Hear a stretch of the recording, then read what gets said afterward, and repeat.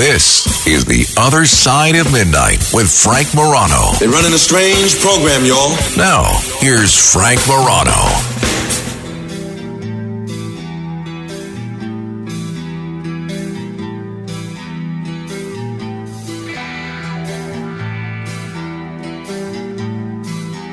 Well, we have finally heard something from President Biden at the first campaign event of the presumptive Democratic nominee, Kamala Harris. We heard a call-in from President Biden, at least it sounded like President Biden, offering some words of encouragement for his vice president and erstwhile running mate. But there are all sorts of rumors about President Biden's health. Rumors that I'm not going to repeat because I think it would be irresponsible for me to not knowing the sourcing of these rumors. But there are people suggesting that President Biden's health may not be the best. 24 hours ago, I asked my colleague, veteran broadcast journalist Dominic Carter, about some comments from the president's brother, Frank Biden, who indicated that he was stepping aside, at least in part, due to health issues.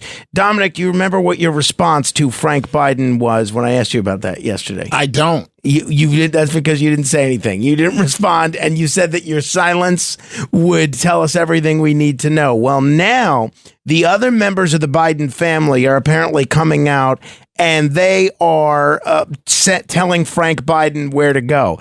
After his comment, a source close to the Biden family tells CBS News that the president's brother is an alcoholic and his claims were completely untrue. This is what the family is saying about Frank Biden.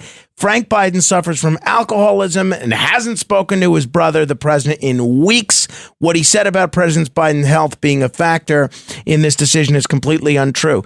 I'm left wondering here, is President Biden leaving office because of health issues? Is he in a dire health situation, as some people are suggesting? Or is he on the verge of a full recovery from COVID, as the White House seems to be suggesting? You've covered a lot of these stories where politicians aren't exactly being honest about things like this. And we certainly see they haven't been honest about the president's mental situation over the last couple of years. What's your take about what the president's health situation is, and what do you make of these remarks from his brother? I strongly believe that President Biden is not running simply because he made the mistake of agreeing to an early debate, which was a fatal mistake, breaking tradition of doing it before the conventions. And whatever is ailing him, whatever's going on, whether it's age, whether it's mental, whatever it may be, whether it's physical, it's all irrelevant now because after that bad debate, everything's been exposed and it's over. But I do question, Frank, a couple of things. I do question whether or not he was really set up because there are indications. But here's what I don't get. If your campaign agrees to the debate with Trump, you as the candidate ultimately has to give the final say on that. Why would you do that? Why would you go into a live debate situation knowing that you may not be 100%, knowing you may not be 80%? Well, I mean, I'm only speculating here, but I think he probably saw that he gave a decent State of the Union performance and thought that he could do the same thing, that he can bring his A game when he needs to bring his A game, and that having Trump up there would remind folks of all the polarizing things that they say about Trump. And honestly, they needed what happened? No. I mean, it was a gamble that failed miserably. So as far as this goes, I mean, look, if the president is in very poor health, that is a matter of public concern, and it's something that we need to be aware of. But your view is you don't necessarily put any stock into what any of these online investigative journalists are saying, or even what the president's brother is saying. You think the reason that he's going is because the poor debate performance and everything that followed. Well, one, this is not the first time that you've had an estranged family member separated from the family of a president. I mean, remember with Clinton's brother, Roger Clinton, sure. The things sometimes he would say. So because you're related to the president, because you're the president's brother, that doesn't mean that you have the best relationship in the world. Yeah, I think two of Obama's brothers were probably in Milwaukee with Trump celebrating his nomination. Right. So I think that the president, what I'm more concerned about is that how long the Democrats were able to pull this off. And one of the things that bothers me, seriously, and to people listening to your program from all across the nation right now, there are progressives, some Democrats, that told us what we were witnessing with our eyes, that we were being partisans, that what was happening with our eyes was not actually happening. When we saw Biden freeze on stage and Obama gently pull him, or when Jill Biden was pulling the president, some Democrats said, no, you're being political. Your eyes are failing you. Well, guess what?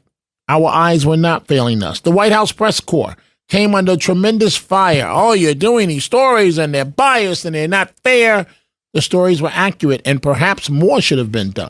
And I think that level of skepticism that is now engendered among the American public, and I don't think it's limited to the right at all, I think that level of skepticism is leading a lot of folks to question the reports that we're getting about the president's health, especially since nobody has seen him. And yesterday was the first that we've heard of him. So it'll be interesting to see where we go from here. If people want to comment, 646-720-0635. That's 1-646-720-0635. Before we let you go, Dominic, it was a pretty big day on Capitol Hill yesterday. I know you've been covering it.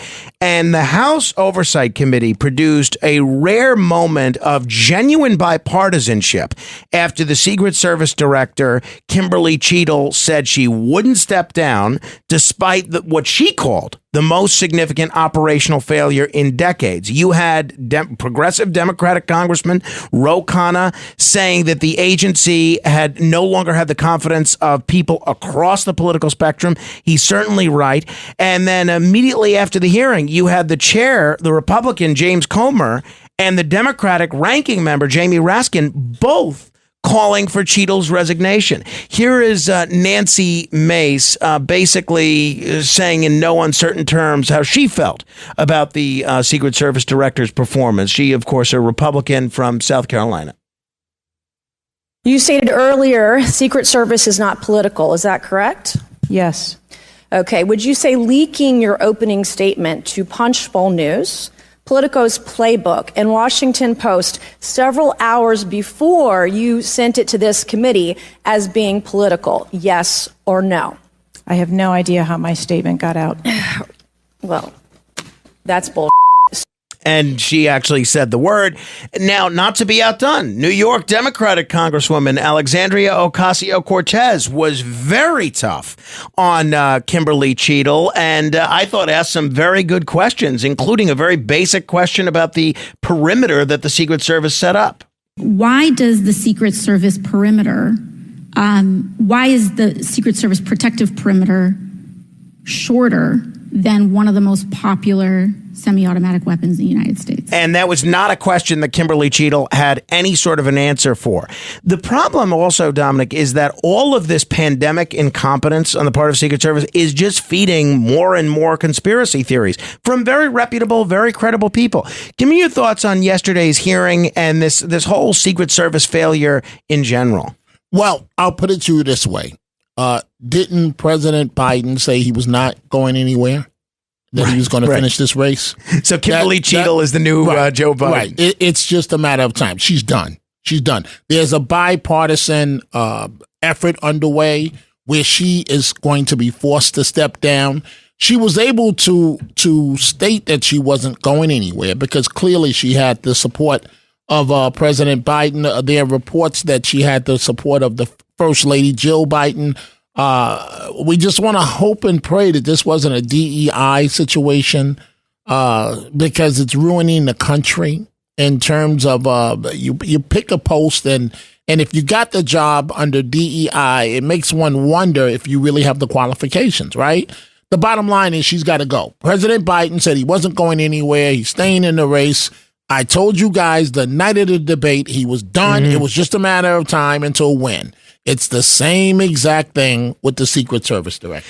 All right, 646-720-0635, 646-720-0635. Dominic Carter, thank you, my friend. We'll see you tomorrow. Let's see you tomorrow, Mr. 44. Do it again. Still got the necktie on. Not a hair out of place. I love it.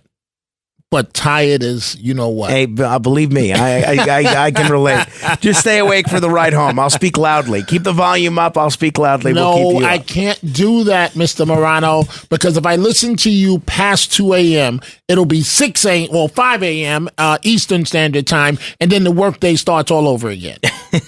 I hear you, brother. All right. And I'll be laying there in bed thinking about what you're saying, literally. There you go. That's the idea. That's the idea. And that's good advice for all of you who are driving right now. If you want to stay awake while you're driving, keep this program on. 646-720-0635. Let me begin with Frankie listening on KMOX in St. Louis. Hey there, Frankie. Oh, hi, Frank. Man, I couldn't believe yesterday when you equated, you brought up Star Trek, Patterns of Force, Joe Biden. He's the John Gill of the Democratic Party. His own party, they just wasted him, just like that on Star Trek. And I'm a big Trekkie, and I thought that was a really cool comparison. And I feel horrible for President Trump, or excuse me, President Biden. Right, me too. I love President Trump. It just, how could this happen? And I just love that you said that. Yeah, I think, I don't remember if it was me or a caller that brought it up, but I followed that episode very closely. And that episode really does, if people aren't familiar with the episode, basically there's a person, John Gill, that is propped up as the leader of an authoritarian regime modeled on the Nazis. And he's really not in the best of health, and he's basically used as a symbol. You could also use Dave or Weekend at Bernie's as a metaphor for what they did in that episode, Patterns of Force. And thanks for the call, Frankie. I don't know what President Biden's mental state is, right? I can speculate that I think he's somebody that has good days and bad, and we've seen both the good days and the bad. I don't know. I think that clearly, though, he's not someone that was ever going to be in a position to run for re-election and finish another 4-year term, right? So I really do think we need some answers as to what the folks around the president knew and why they weren't forthcoming. In fact, not only were they not forthcoming, they told lies, saying he was fine, that he was outworking his younger staffers.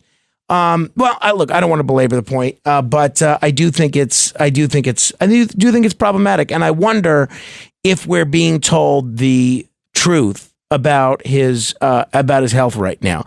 I am seeing so many rumors about the president's health on Twitter right now. I'm not going to repeat any of them because even the ones that claim to have good sourcing, unless I know what the source is, I'm not going to repeat it, and I think it would be irresponsible.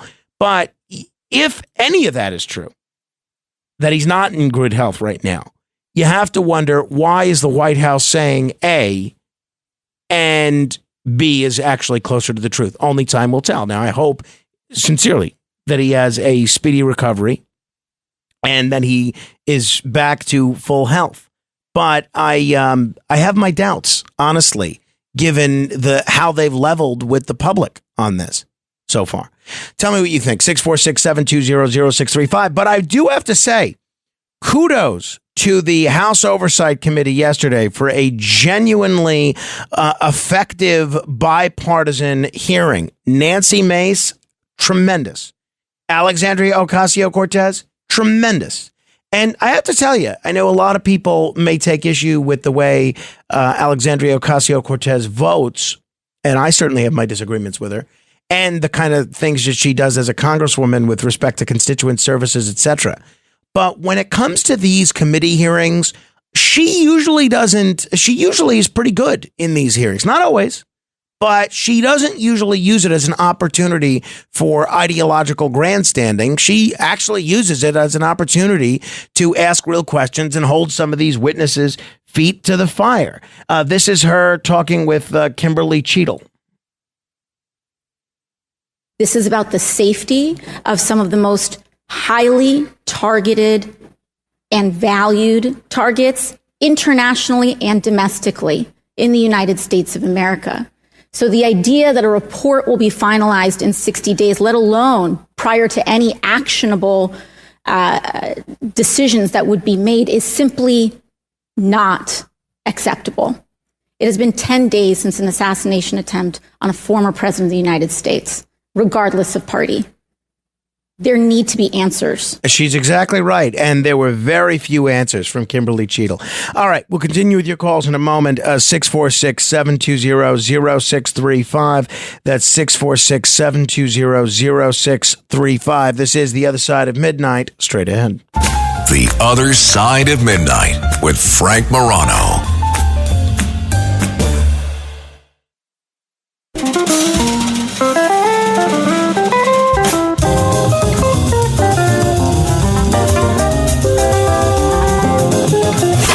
It's The Other Side of Midnight with Frank Morano.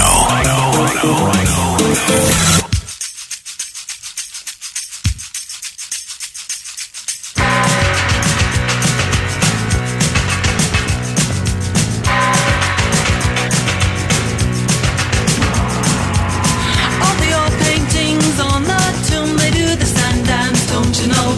If you move too quick, they're falling down like a domino. All the buzz on men by the Nile, they got the money on a bet. Gold crocodiles, they snap their teeth on your cigarette. Foreign types with the hookah pipe say,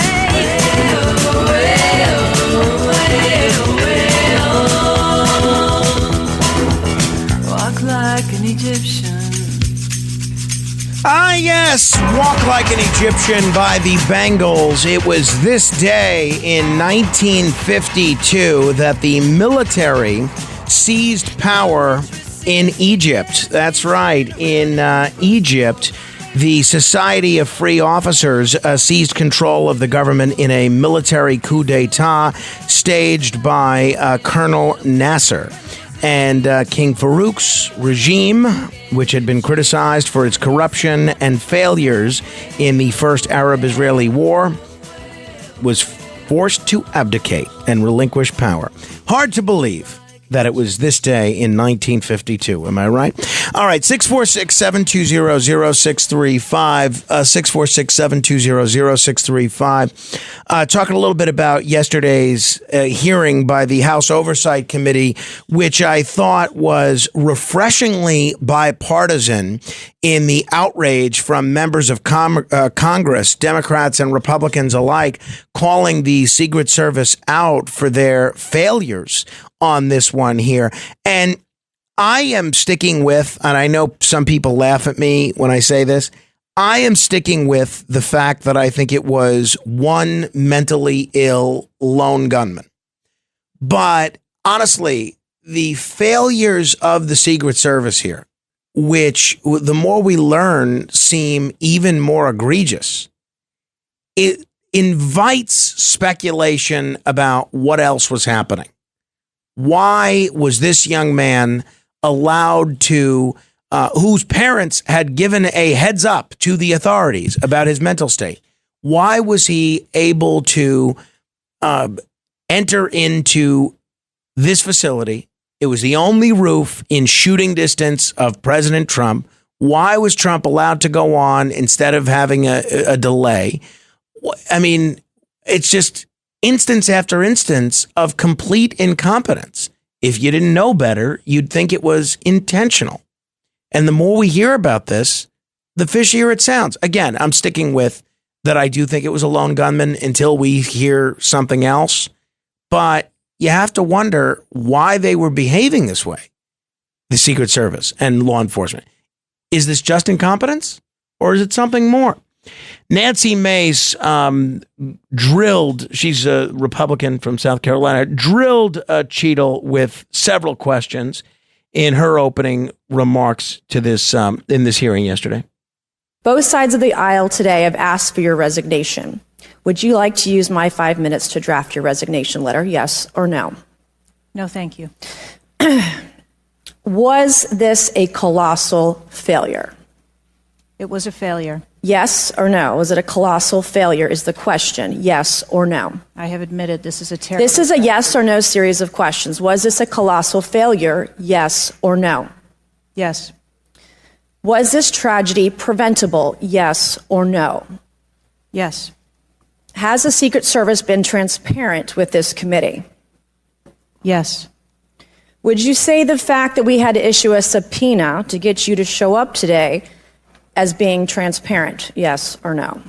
I have always been. Yes or no? You didn't want to answer the question. Committee. We had to issue a subpoena to get you to show up today. That is not transparent, by the way. Nancy Mace really did drill home that issue of lack of cooperation from Ms. Cheatle. Is the Secret Service fully cooperating with our committee? Yes. Okay, you say you're fully cooperating with this committee. On July 15th, this committee sent you a list of demands of information that we wanted. Has the Secret Service provided this committee a complete list of all law enforcement personnel that were there that day? Have you done that? Have you provided a list to the Oversight Committee? Yes or no? I will have to get back to you on that. That is a no. Have you provided all audio and video recordings in your possession to this committee, as we asked on July 15th? Yes or no? I would have to get back to you. That is a no. You're full of shit today. Now, I don't think that's how members of Congress should talk in hearings or on a public stage. I don't think that that's a good thing. I mean, if you're a 12 or 13-year-old learning about civics and, your teacher tells you watch C-SPAN to learn how Congress works, and you see what's a pretty newsworthy hearing and you see a member of Congress behaving on that way on a global stage, literally a global stage, I think that that's not an appropriate thing, right? It sets a very poor example, not just for young people, but people in general. People hear their member of Congress cursing, then they go curse at work, at school, and everywhere else. Now, I'm not a prude. I've heard a lot of profanity over the years, but there's a certain way that you should conduct yourself. I don't know that repeatedly using profanity while you're questioning a witness, I'm not sure that moves the ball forward. That being said, I thought what we heard from all the members of the committee, Democratic and Republican alike, were a very appropriate venting of the frustrations that the American people are feeling right now, not only about the initial failures, but about the tremendous failure to communicate adequately why there was such a failure to begin with, if that makes sense. It's sort of a twofold problem. You have the initial security problem, and then you have how they've handled this over the last 10 days. 646-720-0635, 646-720-0635. Al is in New York City. Hi, Al. Hey, Frank, I wanted to say you had an interview yesterday was excellent, and I've seen you grow the last 3 or 4 years, and you turn on radio stations across America. It's always monosyllabic, and it's one or two items. You cover 8 to 10, and I got to tell you, it's excellent. And if one segment isn't good, guess what? The next one will get somebody else's interest. Thank you. I appreciate you recognizing that. Thank you. Yeah, I listen to a lot of people, and I'm going to tell you, you got the goods. If you got it, you got it. And you rarely offbeat it, even if it's you get something out of the author. If they're being very kind of like in a drones fashion, you dig deeper, and I enjoy it, And I know politics is your ballywhack, but you hit everything.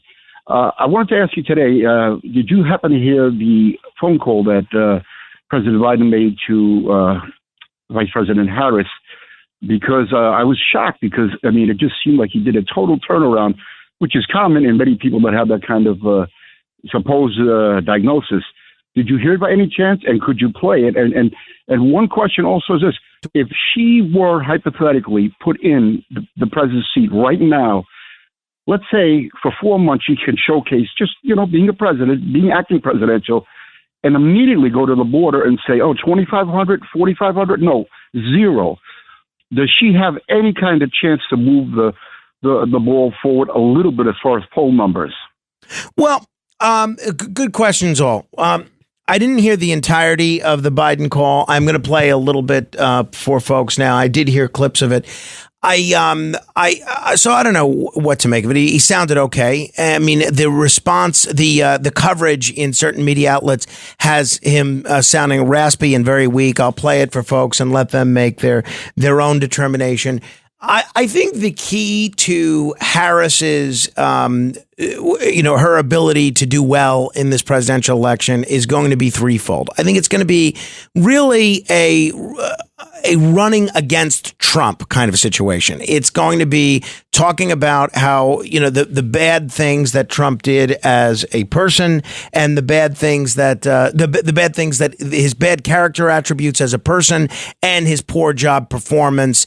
And then I think it's going to be abortion. I think it's going to be a lot about President Trump appointing the justices that ultimately overturned about 50 years of precedent with Roe versus Wade. And I think she's going to try to milk that for as many suburban votes, particularly among women, as possible.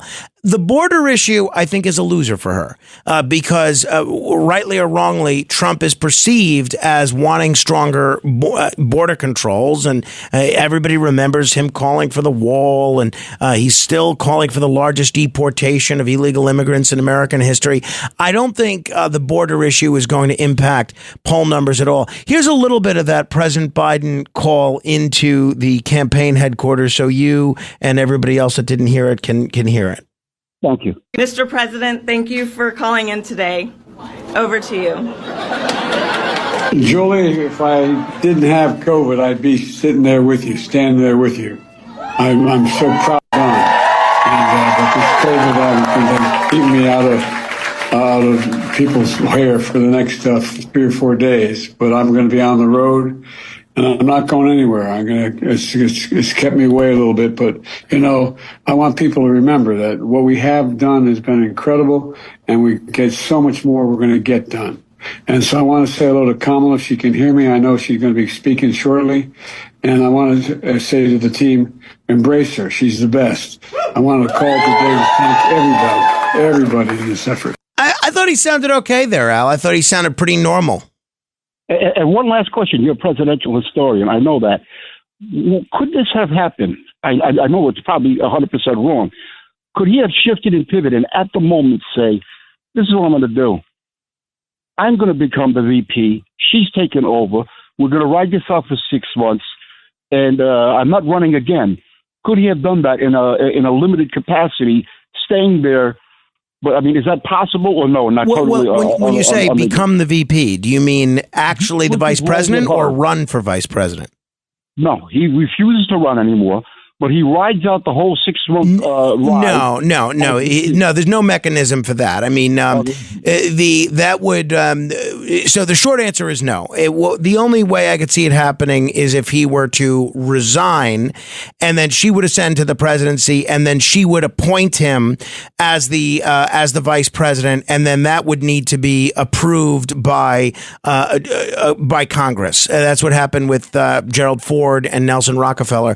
But I think the as a practical matter, to get a vice presidential confirmation through Congress between now and the time of the election, I mean, is it theoretically possible? Yeah, but as a practical matter, it wouldn't be. And I don't think he would get approved, honestly. You're right. Thanks very much. Hey, thanks, Al. Appreciate it. 646-720-0635, 646-720-0635. Let me say hello to Pete. Hello there, Pete. Hey, Frank. There's nobody that knows more about politics than you. No, that is not true. I promise you that's not true. Every day I find out how little I do know, believe me.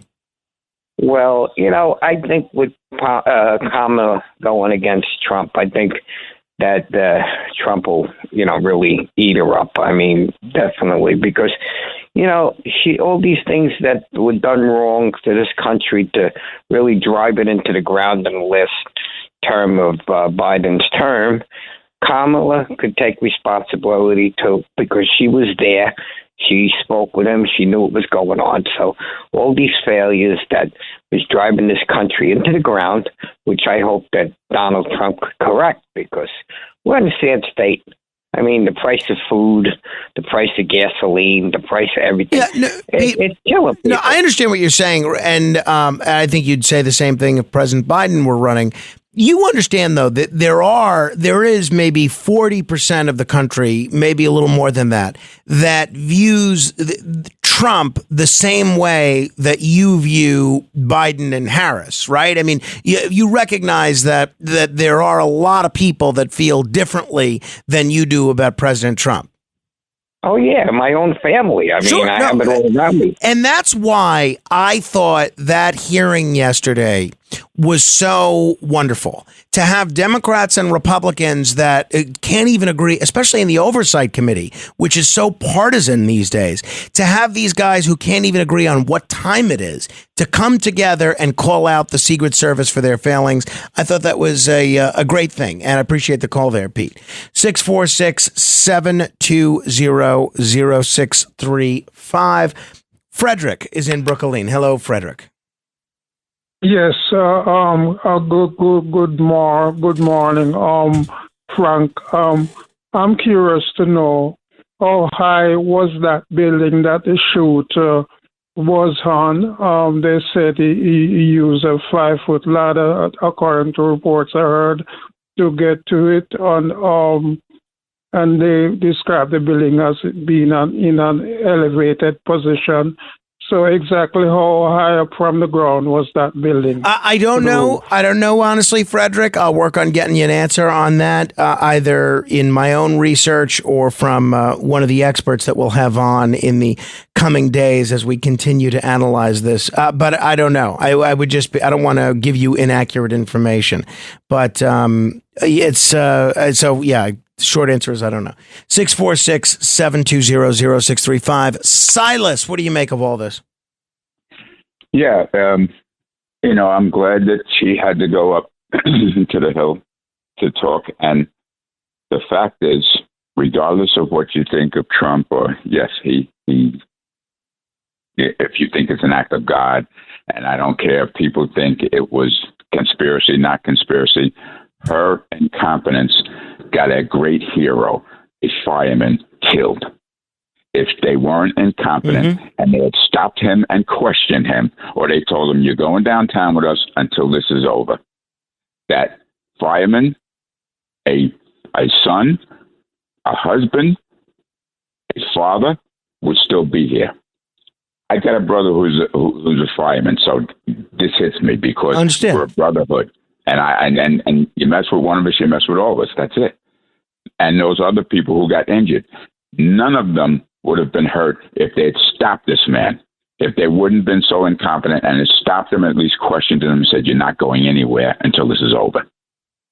They would have all still been here. Yeah. No, you're exactly right. Go. You're exactly right. Got to go. And apparently he brought he had with him a scope or what do you call it? A rangefinder on his rifle that was apparently visible to people. It's I agree with everything you said there, Silas. The New York police, if there was a dignitary coming to New York and I walked down the street with a backpack, they wouldn't let me get within a block of them. No, that's for sure. I've seen that. And the NYPD is great with that kind of thing. Silas, thank you.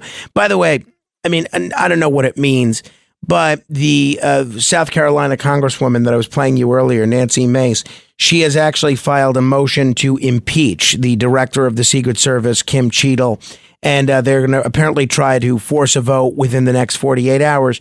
Honestly, I would not be surprised if she resigned within the next 48 hours. I think this was such a disastrous hearing for her yesterday. She had no answers, and the members of Congress had a lot of good questions, and it did not come across as a partisan witch hunt at all. It was a very serious, sane, and sober proceeding where she just offered no explanation whatsoever. And I wouldn't be surprised to see her gone within 2 days, honestly.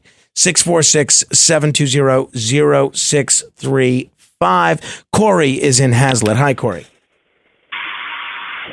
Yeah. Corey, can I help you with something? What's on your mind?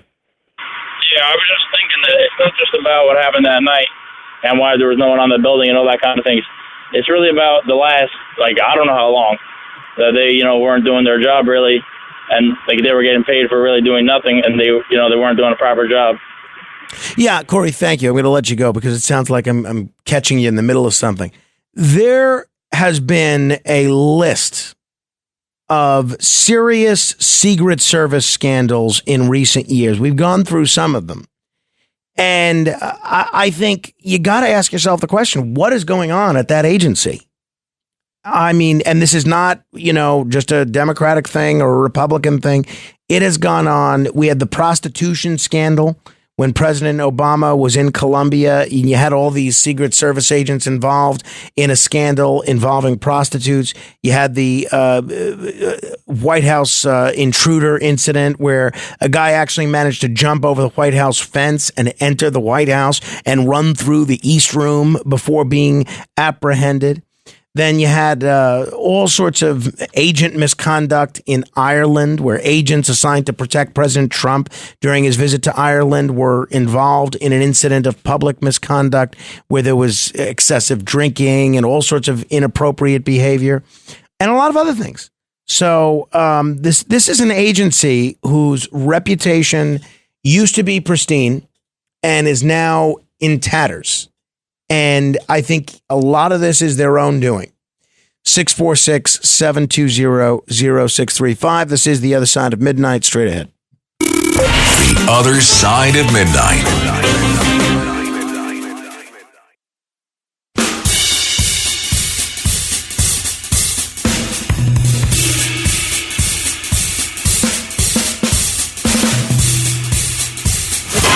It's The Other Side of Midnight with Frank Morano.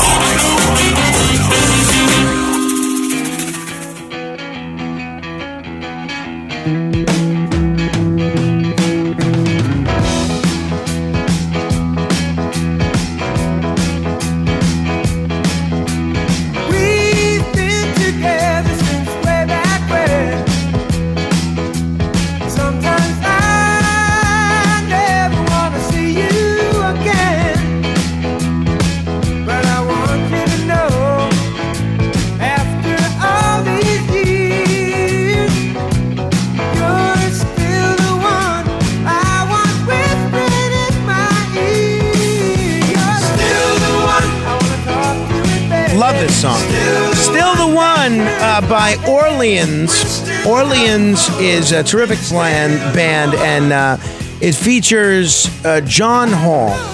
John Hall was a great part of this group, and then he got elected to Congress, actually. I guess now it's hard to believe. It was about 17, 18 years ago. And he was there, I think, 2 terms. It was a competitive district, one of the few competitive districts in the country. And you know what he did after Congress? Somebody else from the group, I think, passed away or left the group. I don't know if it was a death or they went on to something else. And he went right back to performing with Orleans. I love that. I mean, you think about that. I mean, that's like Jesse Ventura going right back to being a wrestling announcer. That's like Ronald Reagan. Obviously, the presidency is a different ballgame. It's like Ronald Reagan going right back to being an actor, right? I love that when they just go back to what they were famous for and what they did best. So today is John Hall's birthday. He is 76 years old today. Happy birthday, John Hall. Going to get to your calls in a moment. 646-720-0635. 646-720-0635. I did want to mention this. Hey, Matt Blaze, would you want to live... Serious question. And I know it's going to sound like I'm being silly, but it's a serious question. Would you want to live next door to a nuclear power plant? Absolutely not. Why not? I wouldn't either. Why wouldn't you? I think it'd be very loud. Okay. Noisy. Okay. A lot of people going in and out. Okay. That's fair. You don't know the kind of people that'll be going in and out of a nuclear power plant. Okay. All right. So... And you just have that fear that something's going to happen. Well, what's the something? That there's going to be a leak. a leak or something, right? Now, that's exactly kind of where I am, right? I see nuclear power is great as long as you don't live next door to the nuclear power plant. It's wonderful. It's efficient. It produces all sorts of energy without creating greenhouse gas emissions. It's been used not only in this country, but around the world for a long time. But if, God forbid, there's a terrorist attack on a nuclear power plant, or there's an accident like 3 Mile Island or Fukushima or Chernobyl, you don't want to be anywhere near that nuclear power plant. Which is why I think this news out of China, which I have seen almost nowhere, is so interesting. Chinese researchers have apparently successfully tested the world's first meltdown-proof nuclear power station. I do say nuclear, and I think everybody's allowed to say nuclear now that President Bush and our nuclear former president is no longer in office. Most nuclear plants have rods of fuel, which heat water. And the rods need constant cooling. And if the system loses power, they can melt down. And that's exactly what happened in Japan in the Fukushima accident back in 2011. The plant in Shandong, China, uses pebbles rather than rods, which dissipate heat faster, meaning that even if power is lost, they will not overheat. So engineers recently shut off power to the plant as it was operating, and it naturally cooled and reached a stable temperature within 35 hours.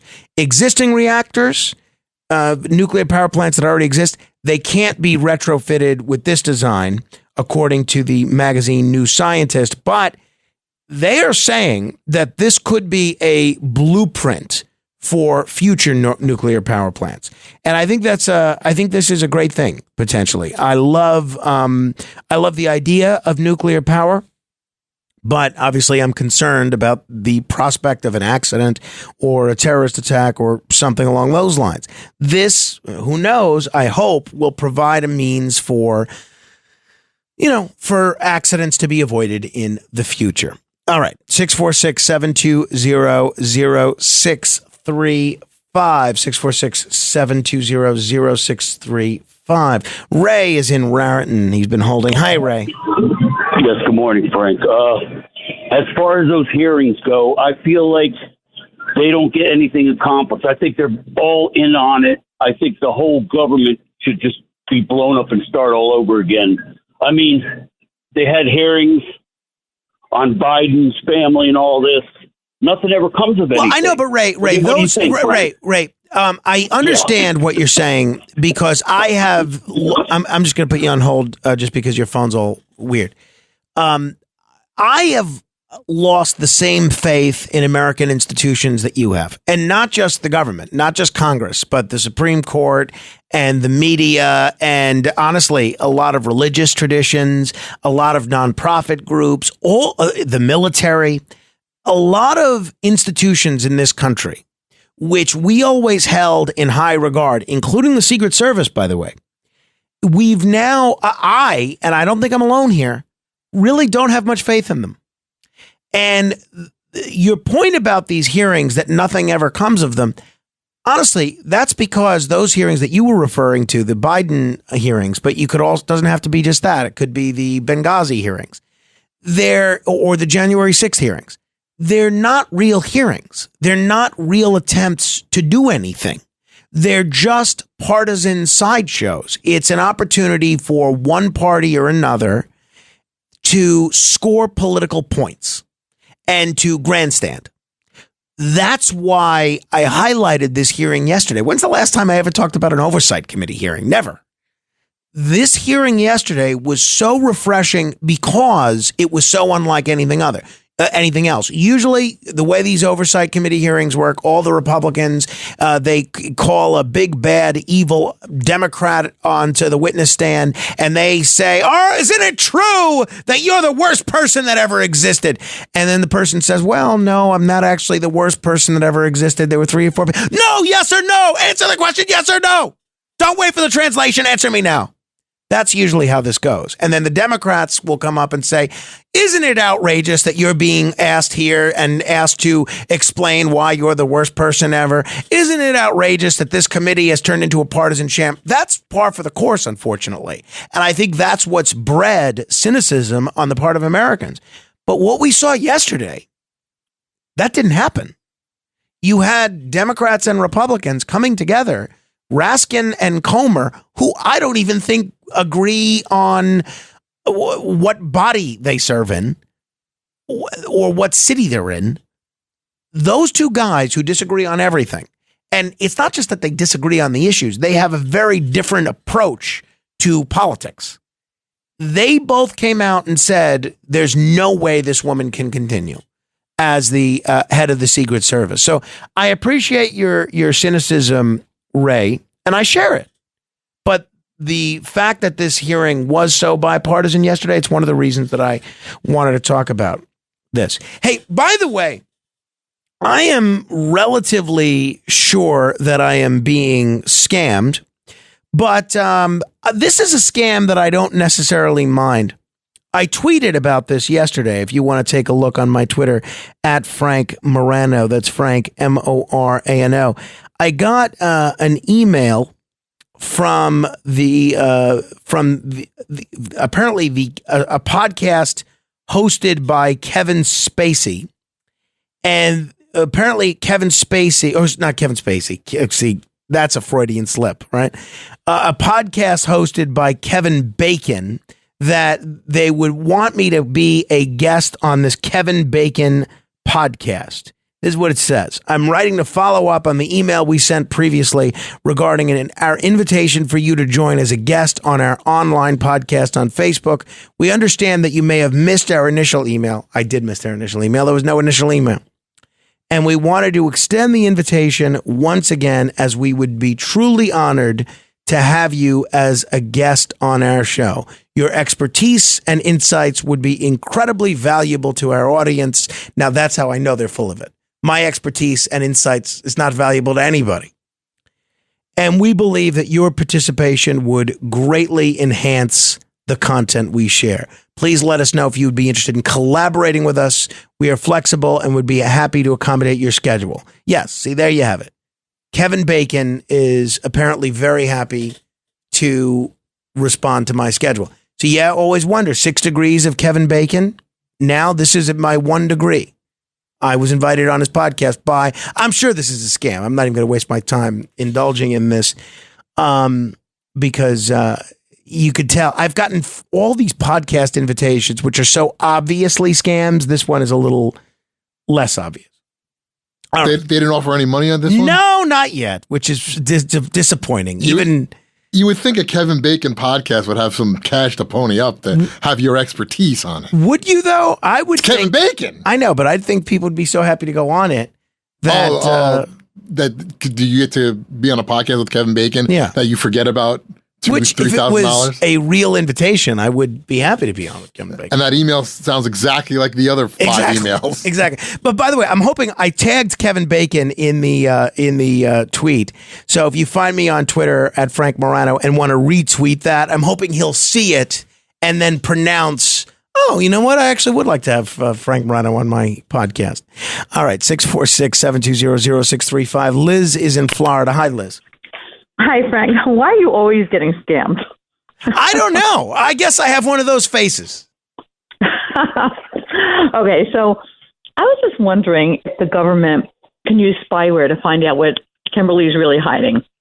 Because clearly she's hiding something. And I know she should be removed, but we need to find out what it is that she's not telling us. I agree. And that was another point of bipartisan consensus, not necessarily about spying, but that there ought to be a real independent investigation here to find out exactly what went on here. I honestly, to your point, about something being up here. I thought it was the strangest thing in the world for her, and thanks for the call, Liz, for her to show up at that Republican National Convention. Because she had to know that she was going to be villain number one. And that's what happened. She was chased by senators demanding answers. So why would she go there? To me, I found that strange. I'm not saying there's something strange there, but there's something strange. Keep asking questions.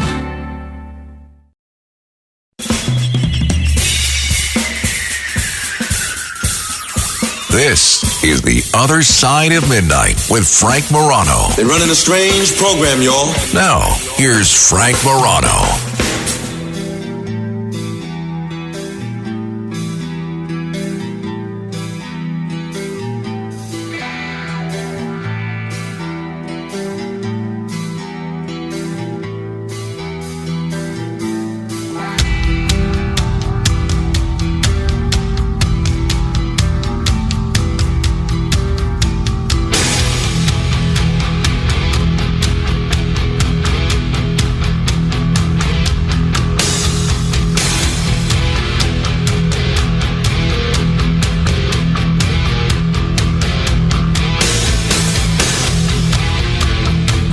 Did you ever have a near-death experience?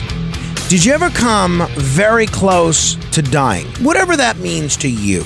Maybe it was a terminal illness. Maybe it was getting shot. Maybe it was not showing up to work in the World Trade Center on September 11th. Maybe it was being the only survivor of a car crash. I don't know. Throughout history, we have heard all sorts of examples of near-death experiences that people have had. And whatever that means, sometimes it's being struck by lightning. And a lot of times that will lead to some sort of a change in people's life. You know, obviously the incident that got a lot of attention recently was the incident that occurred 2 weeks ago where President Trump was the target in an assassination attempt where he was shot in the ear and a couple of inches in another direction, it would have gone into his brain and he would have died. That is certainly a near-death experience, no doubt about it. And we spoke with the former Newark police chief, former deputy commissioner of the NYPD, and the former head of the former superintendent of the Chicago police, Gary McCarthy, last week.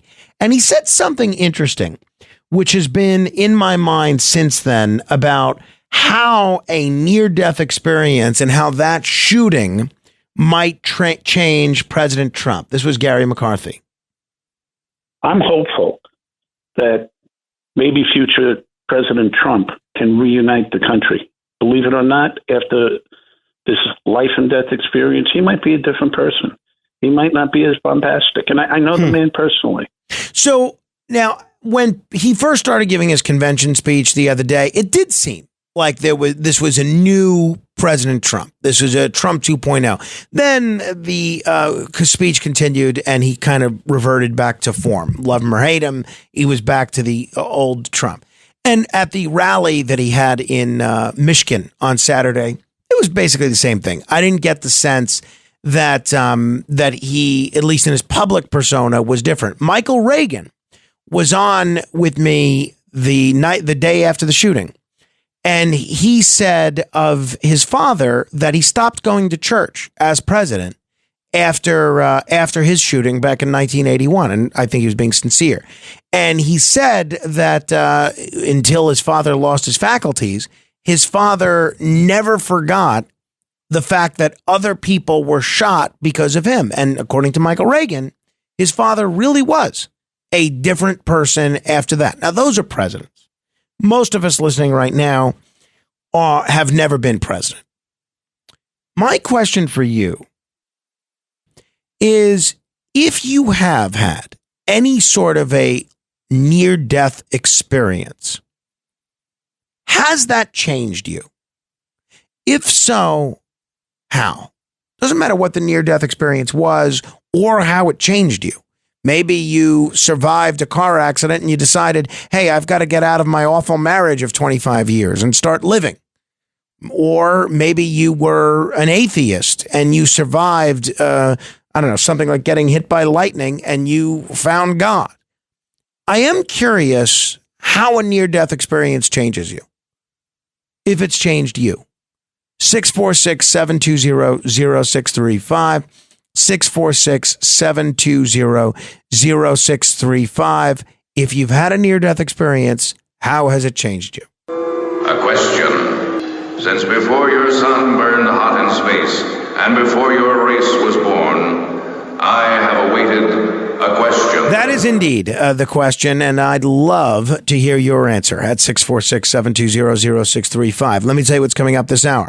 We are going to read through your mail correspondence. So if you have a question that you have not been able to get through and answer, and you want it asked on the air, you can absolutely email me at frank.morano@redappleaudionetworks.com. That's frank.morano@redappleaudionetworks.com. I'll try and go through your social media correspondence as well. I have to check the snail mail. I was working my way back to the mailbox, but I had a choice of, do I go to the restroom and urinate, or do I walk over to the mailbox and see if there's any mail for me? Ultimately, I chose to urinate. So when we break, I will go to the mailbox and see if there's any mail there for me to read.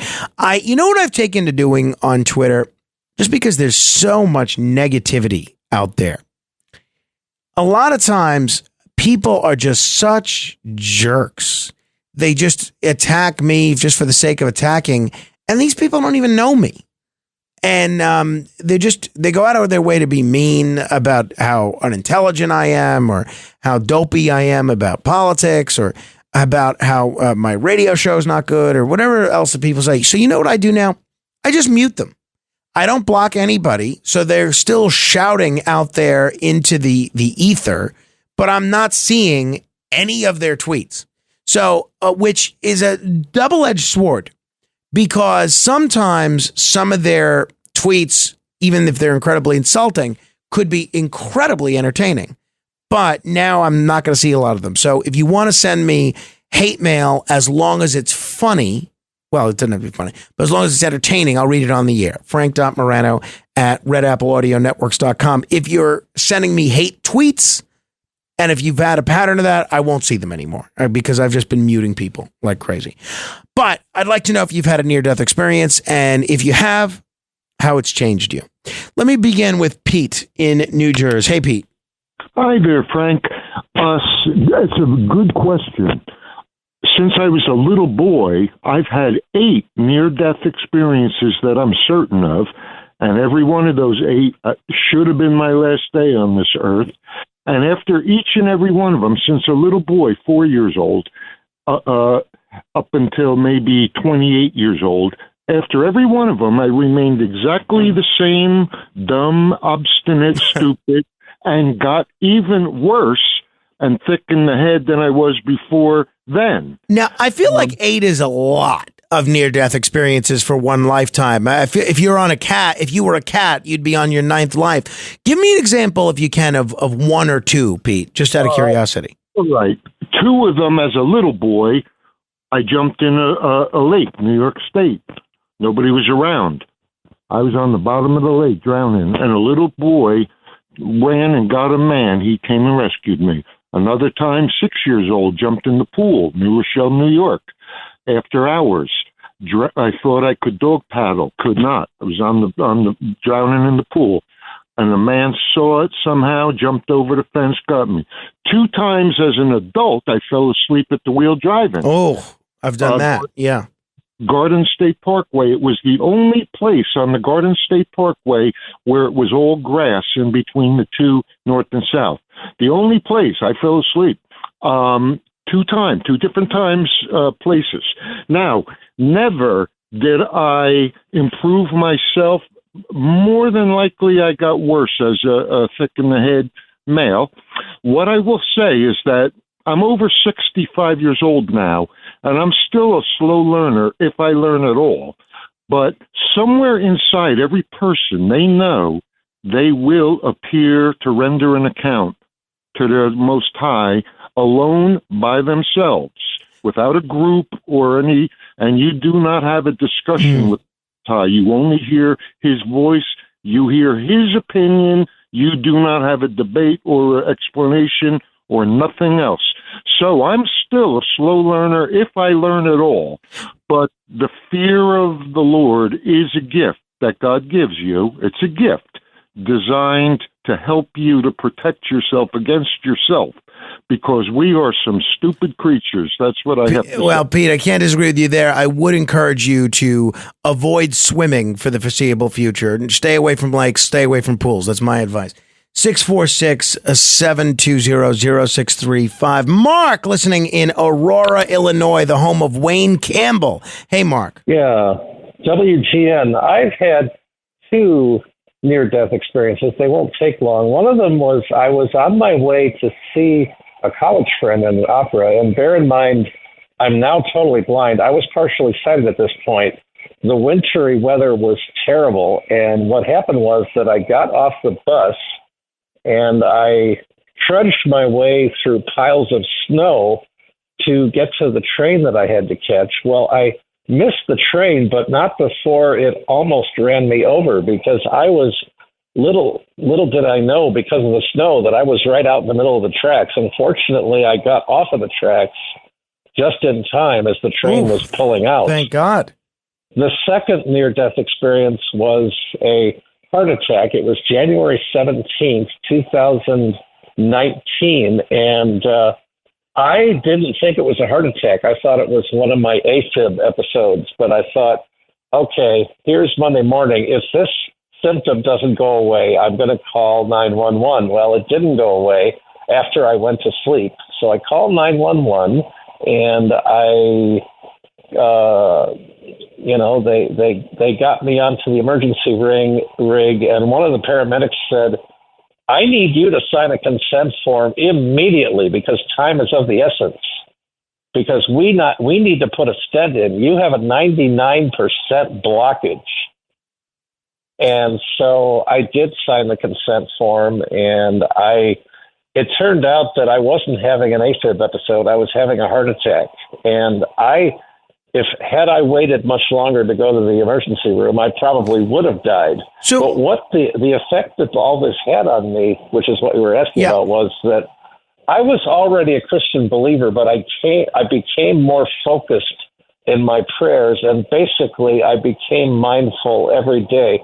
Lord, what would you have me do? Because you obviously weren't ready to have me leave Earth yet, because you kept me alive when I should have died. So what would you have me do today? And I ask him that every day. And I give the day to him, and I ask him to guide me. Well, I like that, Mark. And I'm not, first of all, I'm glad you're still with us. I'm sorry about your sight. But I like, I feel like that is a pretty common reaction to what you've been through. And I'm not surprised that you had that. Matt, any near-death experiences for you? None that affected me where I was like, oh my God. I mean, I've thought about, I had an accident about, 11 years ago when I fell off a ladder. I was eye level to the roof, and the ladder slipped out from underneath me, and I went straight down to the pavement and got 36 stitches in my head. Oh, that's serious. And was in the hospital, broke 2 ribs. And I think about it in the way that if something would have been different that day, like I wasn't wearing a baseball hat that day. If I was wearing a hat, maybe the rim of the hat would have hit the ground first and would have snapped my neck back, and I would have died. Or I could have been paralyzed when the way I fell, that I just happened to fall flat and I didn't break my neck or I didn't become paralyzed. I have thought that could have happened. But I didn't think like, after the accident, it wasn't until maybe a year later that I went, wow, I could have really died. And nothing changed about your outlook on life, your behavior, anything at all? No, nothing like that. Yeah, that's what I wonder. And that's why I was so curious to ask this question to folks. And 646-720-0635, if you experience something like that, I think for a lot of people, and honestly, and this is not a political thing, But I think for Trump, I don't think it's changed him at all. I think he's exactly the same kind of person that he is. I do think for Reagan, and again, not political at all, doesn't matter if you love Reagan or hate Reagan. I think for Reagan, based on Michael's description, I think it did change him. I really do. I think he was a different guy after that. But I do wonder, I think just it depends on the person. David is in the Boogie Down Bronx. Hey, David. Yes, good morning, Frank. Morning. I don't know if this counts as a near-death experience, but when I was home by myself last year and I had COVID, and then I ended up with sepsis, I had an incredibly high fever and chills. I was semi-delirious. I was actually listening to your program, which probably didn't help. And I'm kidding. I was planning on going to the hospital, but I had booked a trip and I didn't want to take an ambulance because they're expensive. And because the fever was so high, I didn't want to go and I was going to cancel. But then I sort of dozed off and I saw my mother and she was smiling, which is something she almost never did. And she told me it wasn't my time and I had more things to do. And when I came to or woke up, I'm not sure, my fever was gone and I was able to make the trip to the hospital and I ended up having surgery the same day, but which saved my life. David, remind me. I don't know. Are you an atheist? Yeah. Are you an atheist? I consider myself an agnostic. I used to consider myself an atheist, but I believe the way the world is that it couldn't have just happened happenstance, that some power is behind it, but I don't think anybody knows what it really is.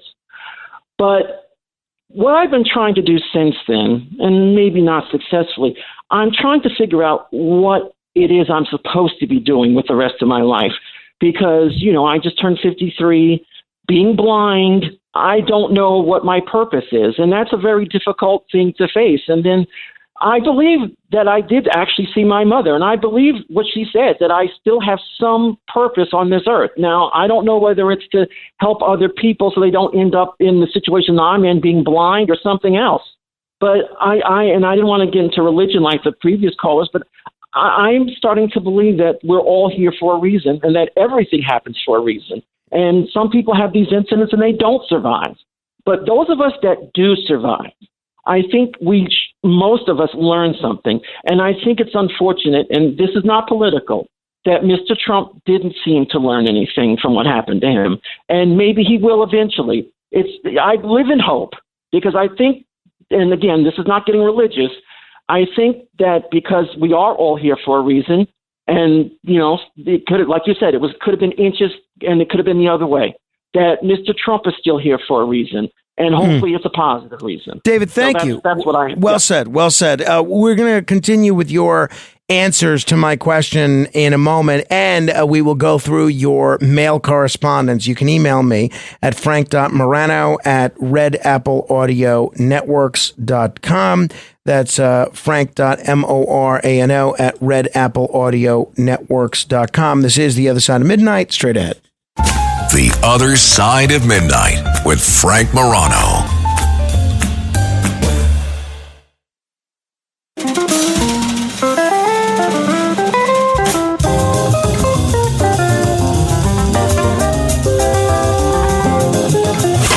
It's The Other Side of Midnight with Frank Morano. They tried to make me go to rehab. I said no, no, no. Yes, I've been black, but when I come back, no, no, no. I ain't got the time, and if my daddy thinks I'm fine, they try to make me go to rehab. I won't go, go, go. I'd rather be at home with Ray. The great Amy Winehouse singing Rehab. She died on this day in 2011 at only 27 years old. What a tragedy. Honestly, what a tragedy. Someone who really had so much talent and so much to offer, and really was taken from us way too soon, and always battled, had her own demons, and so sad. You wonder if she had lived what things might have been like for her. I think there's a new biopic out about her. Either it's out now or it's forthcoming. I'd like to check it out. I haven't heard much about it, but I did see one interview with the woman that's playing her, and she seemed like a good actress, but I would definitely check it out. All right, 646-720-0635. I asked the question, if you have had a near-death experience, and if you have, how it changed you. I never really have. I've had a few car accidents, the scariest of which was similar to one of the other caller mentioned. It was about 17 years ago. And I fell asleep while driving and collided with another vehicle. And it was a serious accident. But that was the only. I've been involved with other car accidents from time to time. They're mostly fender benders. That was the only really serious accident that was in. And whether in that accident and one or two other car accidents that I was in, I never. I can honestly say my life was not changed. I mean, I did make an effort after that to not drive while drowsy, but I'll be honest, there are times when I have driven drowsy and I do try to pull over and take a nap or something. That happens on a regular basis. But I don't think it was that kind of enlightening experience, that flash of genius moment that others have described. All right, 646-720-0635. Isaac is in Brooklyn. Hi. Yeah, how you doing, Frank? Right now, actually, I'm in Woodridge, but I'm from Brooklyn. But all right, well, we won't hold that against you. Okay, fine, yeah. Anyways, I had two near-death experiences that I can recall on hand right now. One is I was actually in a very bad jet ski accident on the New York Bay. 50 miles per hour head-on crash, walked away without a scratch. Oof, wow. Yep, that's crazy. And another one is that I choked and almost near death, and someone else came over to me and almost and did the push the right, they gave the Heimlich? That was making me choke. Uh-huh. So that was really almost near death. I was not breathing for almost 2 minutes. In either of those instances, did you experience anything different after that? Did it change your worldview in any way? So, to be honest with you, I'm really a Jew. So, I already believe in God, and I already believe, but it just changes your aspect on life. Meaning that any day, meaning us as Jews, you believe that we're going to have to go before God after death, and we're going to have to answer up. And it just shows you how any day could be a day. So, just do all the good you could in life, you know? And then because you never know when you think you're gonna live. But, exactly. That's certainly any day, any minute could be your moment. That's certainly true. Thank you, Isaac. 646-720-0635. At 30 minutes after the hour, you're listening to The Other Side of Midnight. Let me say hello to the original Rick in Original Jersey. Hi, Rick. Yes, good morning, Frank. I have an experience, and then I'll tell you the change. And this is a true near-death experience. I work in Mammoth Lakes, California, for a commercial laundry, and they have a machine. It's actually named a mangler. It irons pillowcases and sheets and stuff for hotels. I was assistant manager. I was closing down, and I was turning the machine off, and my collar on my shirt, my sleeve, got caught and dragged my hand into the machine, crushing my hand completely. It also pulled me 18 inches up into the air. So I hung there. I hung there for 3 hours, Frank, screaming, yelling, because I was alone. Yeah. You go through all those things that you hear, where you plead with God, you curse God, you make deals with God. You know, I'll never do this again if you let me out of here. Blah blah blah blah. Eventually, I mean, the pain was excruciating, Frank. If you just even have hurt your fingernail, you know how it hurts. Right next to me, 10 feet away, was a phone that I couldn't access because my belt wouldn't reach it. I was trying to knock it off the hook because in those days, people would come on and go, hello. There was also a clock 10 feet away from me going tick, tick, tick. So I watched it. 3 hours I hung there. And Frank, you can feel when you're dying. I felt the change. I said, oh my God, I'm starting to die. I'm going to die. And I pleaded with God. I said, God, if it's going to change, if I'm going to live, it's got to be now, please. One of the guys that worked at the laundry had gone out bar hopping with the vehicle from the laundry, and it died. It died in the middle of the road. He couldn't get it to go, so he came back to the laundry. That's how he found me, because it was at 1 a.m. this was happening, and he's going, "What is Rick still doing in the laundry?" So that's when he started. Oh, I lost my voice too from screaming. So now I had no voice. No one could hear him. So he saw the lights. He starts jiggling the door. I screamed enough to hear me. He got in. Here's the thing, Frank. After they got me out and all that stuff, he went back to the truck. The truck started right up and never had a problem again. If that truck had not stopped at that time, he wouldn't have come back to the laundry. I would have died. And that's what changed me, is that whenever my faith starts to fail me, because we all have doubts, I remember that night. And I remember that when I knew I was dying, and the only reason he came back is because that car died, and there was no problem with the car ever again. So that's how it changed. It also gave me a lot of confidence, because if I can go through 3 hours of hanging in the air, being my hand crushed, what are you going to do? Threaten to punch me in the nose or something? I mean, I have a lot more confidence in what I can get through. When I got through that, I can get through this, that kind of a thing.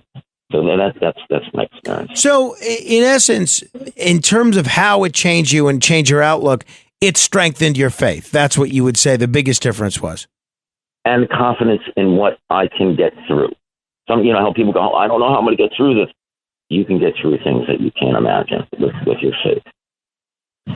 What a great story, Rick. I love hearing that. I'm glad you're still here. Glad you're still listening to the show. And I think that's that last message that that anybody's ability to get through adversity. It's certainly a message everybody needs to hear. Thanks for sharing that, Rick. Thank you, Ken. All right. 646-720-0635. 646-720-0635. If you are just tuning in, I'm Frank Morano. You're listening to The Other Side of Midnight, and every week around this time, we make an effort to go through the mail. Letters, oh, we get letters. We get your letters every day. Mailman, mailman, mail today. Reach right in and pull one out. Those letters, I love those letters. Let's find out what you got to say. Oh, boy! Mailman, mail today. I went and looked through the snail mail. They have me sharing a mail drawer with Bill O'Reilly, and the drawer was overflowing. I said, all right, there's got to be some good letters in there. I take the drawer.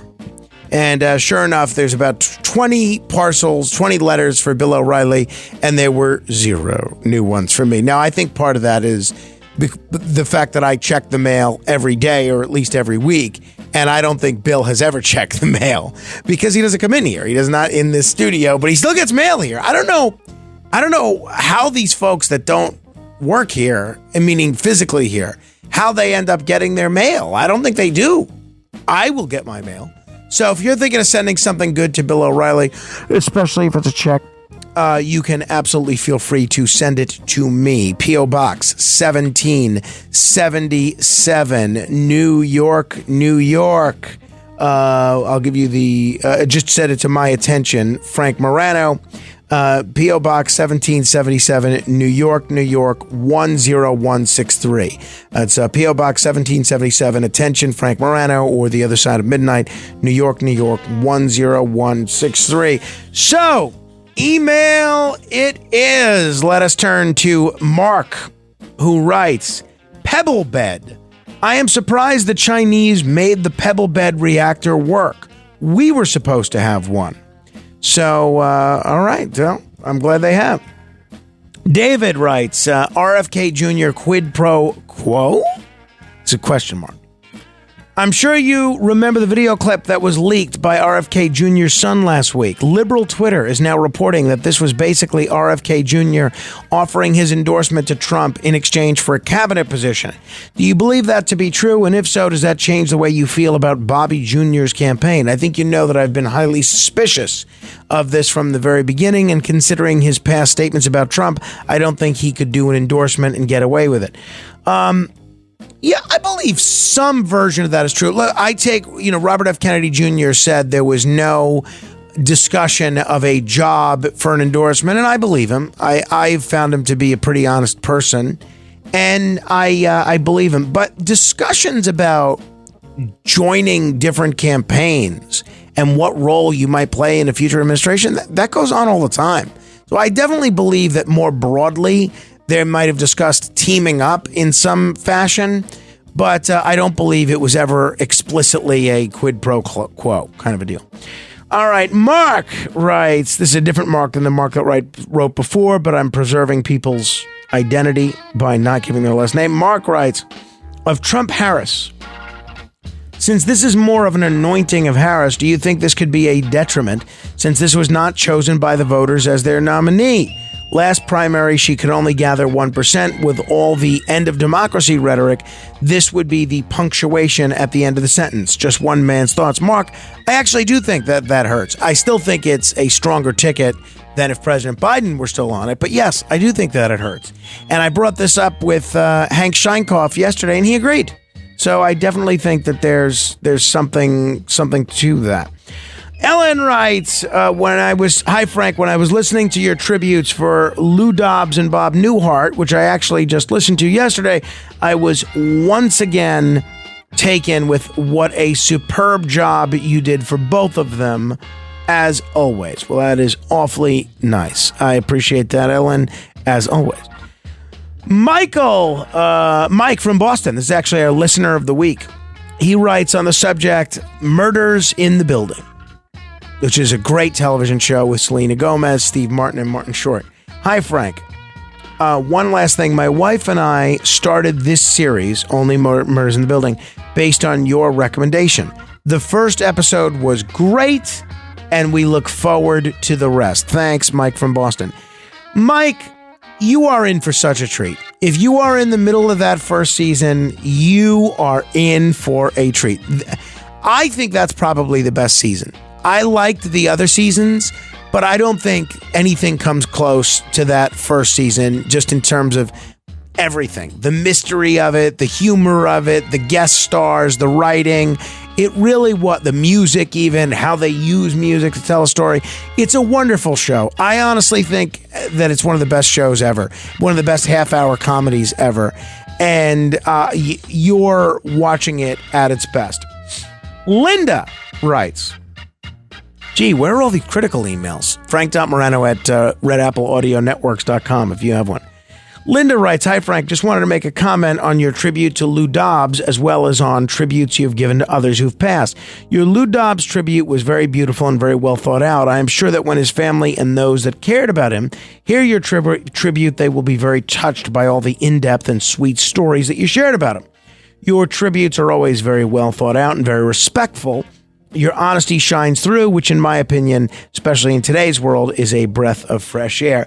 I too believe Lou Dobbs was a very special person. I am sure he will be greatly missed. Thanks for being such a kind person in a sometimes unkind world. Stay well, Linda. Very kind.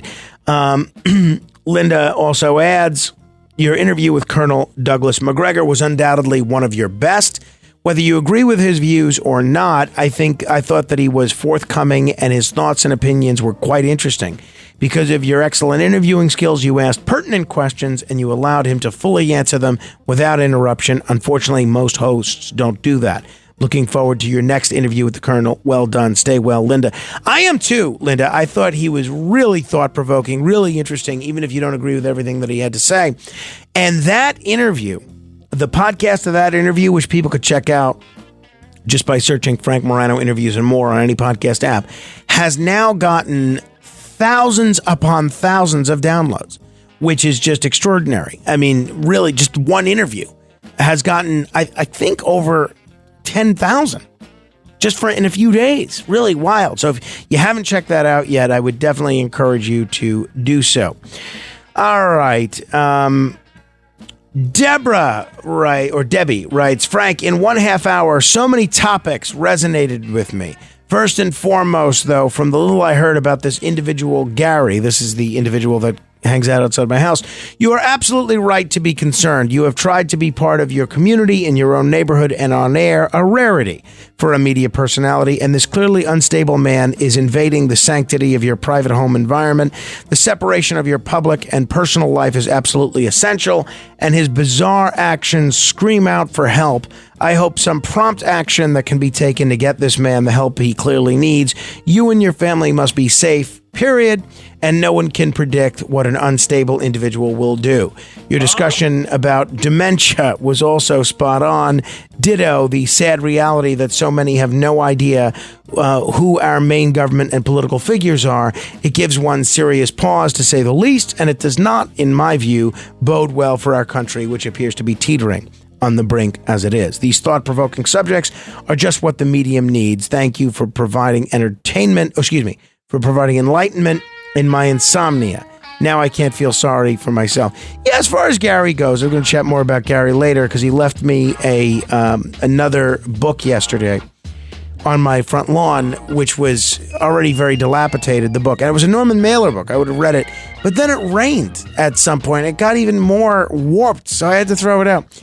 You know, I've followed Gary for years, and I went back and did a quick Google search because I posted a photo of him protesting around the corner from me in the Facebook group, and you can take a look. And he's got 2 different shoes on and looks kind of disheveled. And I went back because some people said I was making fun of him for being old. And one, Gary is not that old. You know, he's in his mid-60s. He's in he's the same age. He went to high school with my neighbor, Deborah. And Deborah is the opposite of Gary in every respect. She does not look her age at all. And she is not at all where Gary is in terms of just being perpetually protesting something, having the disheveled house that looks like, the Munsters live there. But I went back and researched how often Gary's been quoted as being sort of, I don't like to use the term gadfly because I think a gadfly is actually a positive, but as basically someone that just perpetually protests angrily, right? And he's been doing it. The first mention that I could find was in the year 2000 in the New York Times, where he was calling for a global socialist revolution. The only thing that I can see that has changed with Gary is that he's now a Trump supporter. So he's kind of been the same person. Now, I did see he was arrested for assault at least once, but he's kind of been the same person always. The only thing that really has changed is his political stripe. So I'm not too worried. I think Gary is relatively harmless, but it is annoying. I do have to be honest. Yesterday, for instance, it was around last night, around 9 o'clock. And or the day before, it was around 9 o'clock, and I'm trying to get maybe 15 minutes of sleep before I have to leave for work. And my son had just gone down to sleep, and I just hear Gary yelling loudly outside of my house. Hello? And I'm just thinking, okay, all right, I'm not going to be able to sleep. I hope he doesn't wake up my son, right? It's like, who needs it? But whatever. All right, Bob writes. On the subject of work wives and loneliness at work. Hi, Frank. Great topics. At 70, I notice older workers, really having lived in the pre-COVID world, would have plenty of friends and remain in contact every day. Yes, I lost my real wife, and one of my 2 work wives. They all knew each other. Again, pre-COVID, my first thought is that management at PSE&G realizes they need events to draw young, new remote workers. However, those same workers insist on remote opportunities. Many walk away rather than take a position. That work-wife syndrome is interesting as it is totally platonic but very honest and usually occurs after at least 5 to 7 years working together. In my situation, they've been great friends and currently help me through grief. And then he writes when his birthday is and he wanted to put in a couple of song requests, which is fine. I definitely think Bob is right about everything there. Helen, on the subject of DVDs, I heard you talking about them and not being available anymore and how you feel about it. It reminds me of how I used to be able to pay with certain things by check, but now only by credit card. The way I see this trend, we don't have choices. Only one way to do certain things. Our choices are narrowing, and that is not democratic. I agree. I completely agree with you on that front, Linda. Let me get at least one SMS text message here.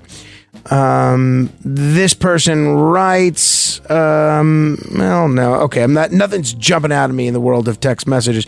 You know what happens?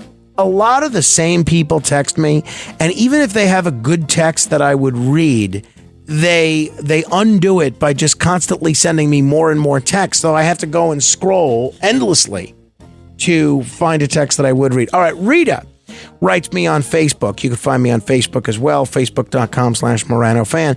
Frank Morano, I know you are always looking for people to interview. So I'm reading a book called Secret Lives of Booksellers and Librarians by James Patterson. Now, I normally don't like Patterson, but the title intrigued me. Then I got to a section told by the head store manager, Jessica Claudio of Barnes & Noble on Staten Island.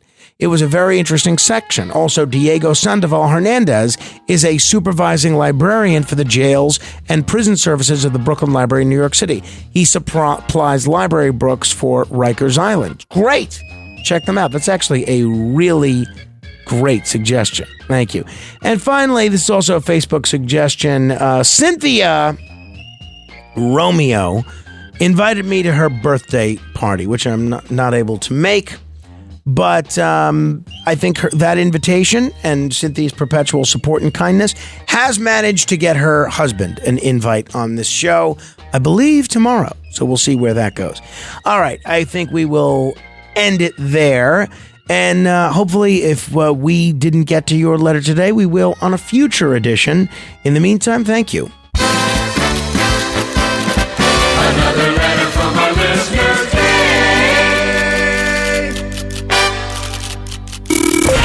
Other Side of Midnight.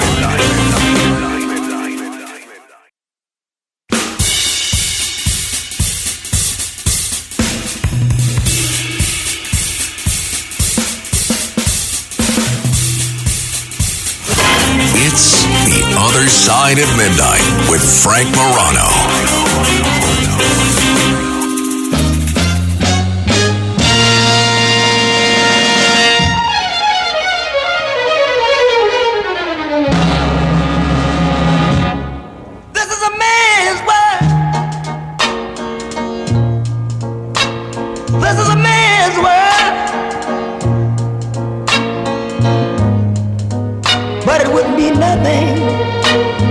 Nothing without a woman or a girl.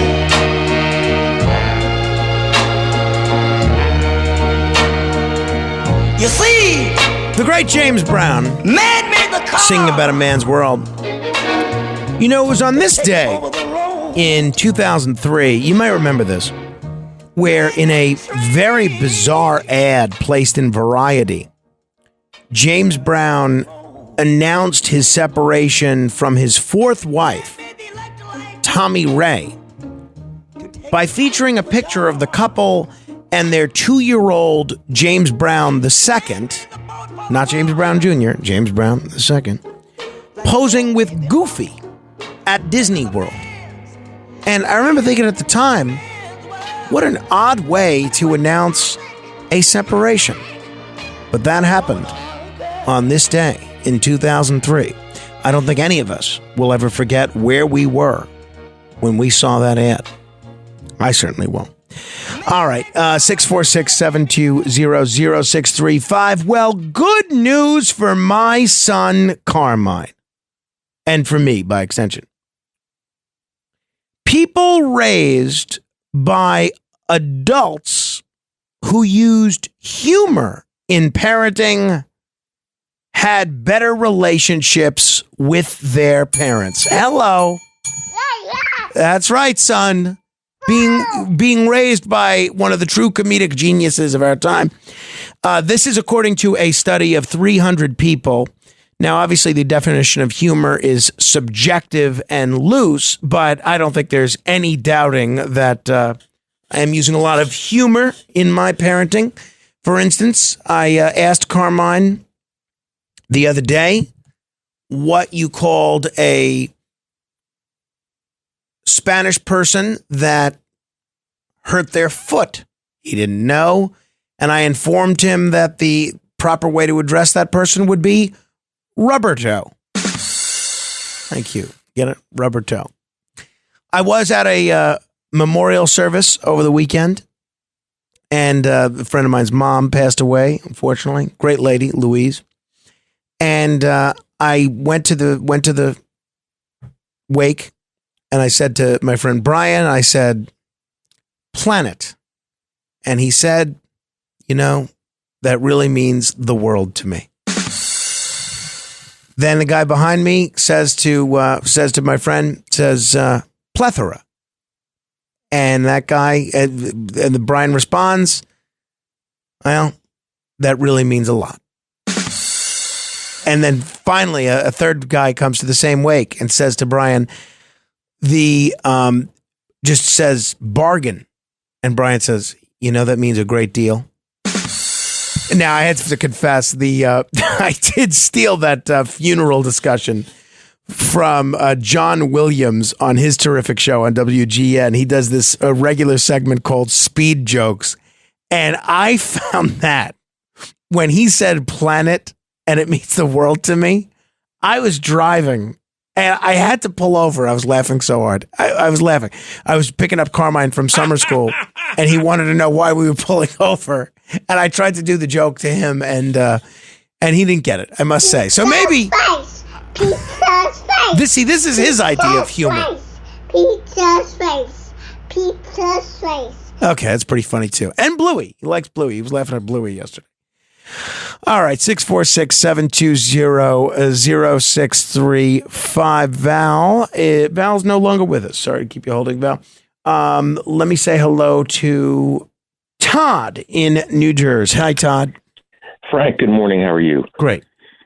Very quickly, 4.5 years old, I contracted something called viral encephalitis, which is a swelling of the brain tissue. Went into a coma for 10 days, was not given much of a chance to survive. And if I survived, they gave me a very small chance of not being, very, very sick. At the time, this is 1967, cortisone was relatively new at the time. They injected massive doses of cortisone into my brain. And I remember this as if it was yesterday. Mom was with me in the hospital the whole time. I woke up in the middle of the night, and I am here today. But that absolutely changed my perspective, even though I was only that small. It's a childhood memory that I'll never forget, and it's really guided my entire life in terms of empathy, compassion, and just being blessed to get up every day. My eyes open, I get out of bed, and think of every day as a blessing. So, that's my story. That's great. Well, I'm glad you're still here, and I'm glad you had that kind of a perspective. Do you think you would view the world differently had you not experienced that? I think so, only because my mother and I had a very special bond, and my mother was the most compassionate, most empathetic, and most she just gave me a different perspective on life that I would have gotten regardless of that situation, I believe, and she lived every day as if it was the best day of her life. So I think even though I hadn't experienced that, I would have still had that perspective. That's great, Todd. Thank you. I appreciate that very much. Derek, I have about a minute here, but I'd love to hear from you. I have a very similar experience to the previous caller with the encephalitis. I had Reye syndrome, which is brain swelling from aspirin, and liver. Right? Yes, from aspirin. And the survival rate back then was, I was 11 years old, was between 2 and 10%. And I remember going through the worst of it at home before they knew that, I had that. And I kind of know the moment when I was going to die.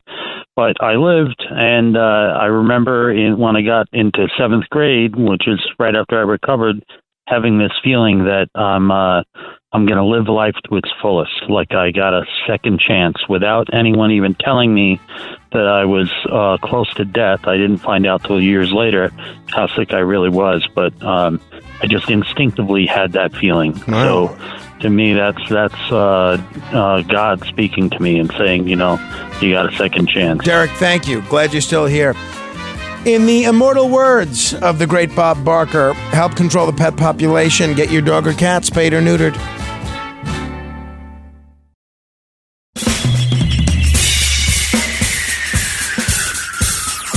This is The Other Side of Midnight with Frank Morano. They're running a strange program, y'all. Now, here's Frank Morano.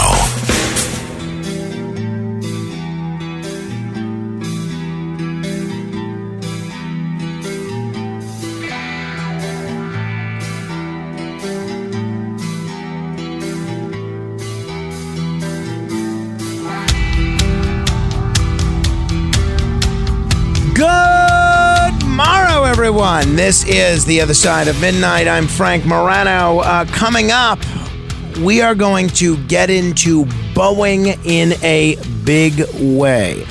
And we're going to talk with one of the great aviation experts out there. And he actually became an aviation expert largely with a near-death experience. I'll get into that in a bit. Also, we just had the anniversary of the plane accident with John F. Kennedy Jr., where he died, and his wife, obviously. And there's been a lot of looking back at what occurred at the time, and we're going to get into the true story about what happened there. But if you look at what's happening in the world, you have a situation where there are earthquakes in places that don't typically have earthquakes. You have a situation where there are wildfires that in some cases cause all sorts of smoke that choke out folks miles and miles away. You have presidential assassination attempts. You have all sorts of issues ranging from natural disasters to the unnatural. And you now have media outlet after media outlet all doing essentially the same story. And I think in part, it's due to the fact that the sequel to Twister is in theaters. Now, I saw the original Twister with Helen Hunt and Bill Paxton back when it was in theaters. I think I went to see that with my Uncle Carmine, and I enjoyed it. I thought it was a good film. It was back in 1996, almost 30 years now. And it is somewhat unusual to have a film come out that's a sequel this many years later, but it's not unprecedented. It happens. So everyone, in light of what's happening in the world and in light of what's happening at the box office, has started putting together their list of the best disaster films of all time. And the different media outlets have different versions. Vulture just came out with their version of the 33 best disaster films of all time. And I think for the most part, it's a pretty good list. And obviously, all these lists are subjective. But what they place at number one, maybe it's because I'm a contrarian by nature. I don't know that I would place this as the number one disaster film. It's a fine film, one of the most famous of all time, wildly successful. But is it the greatest disaster film of all time? I'm not so sure. The film is... Is there anyone there? Yes, what do you see? Iceberg, right ahead! Thank you. Iceberg, right ahead! Stop it! Stop it!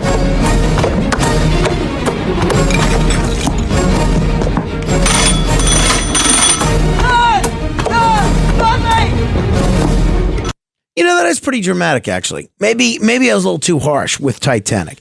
Titanic is, according to list after list, including this list that has just been put out by Vulture, naming the best disaster films of all time.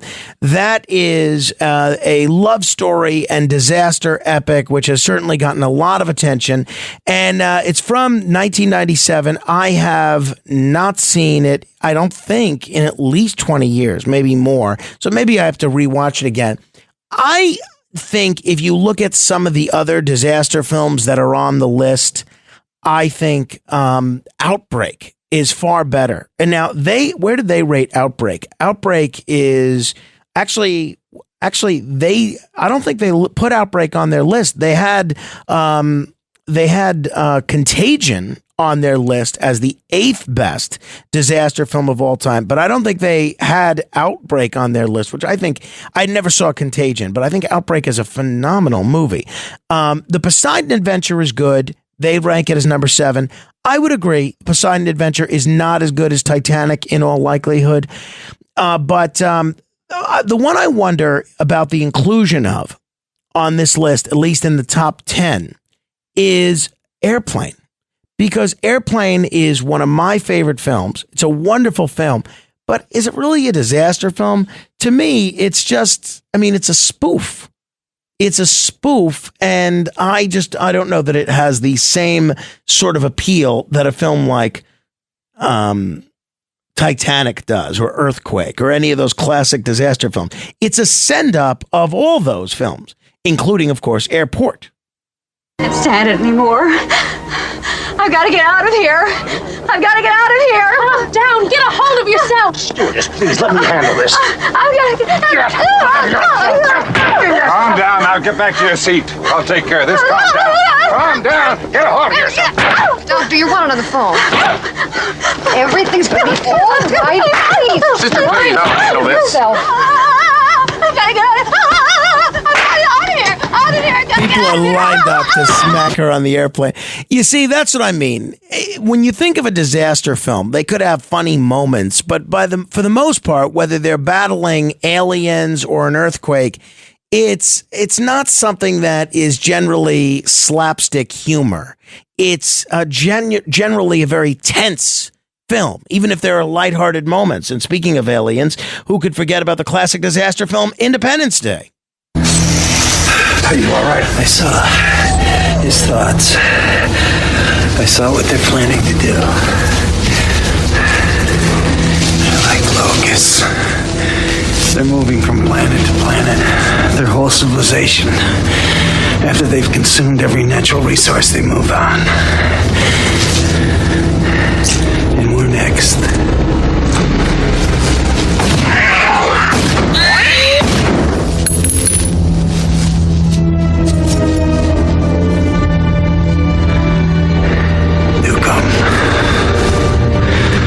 Snoop the bastards.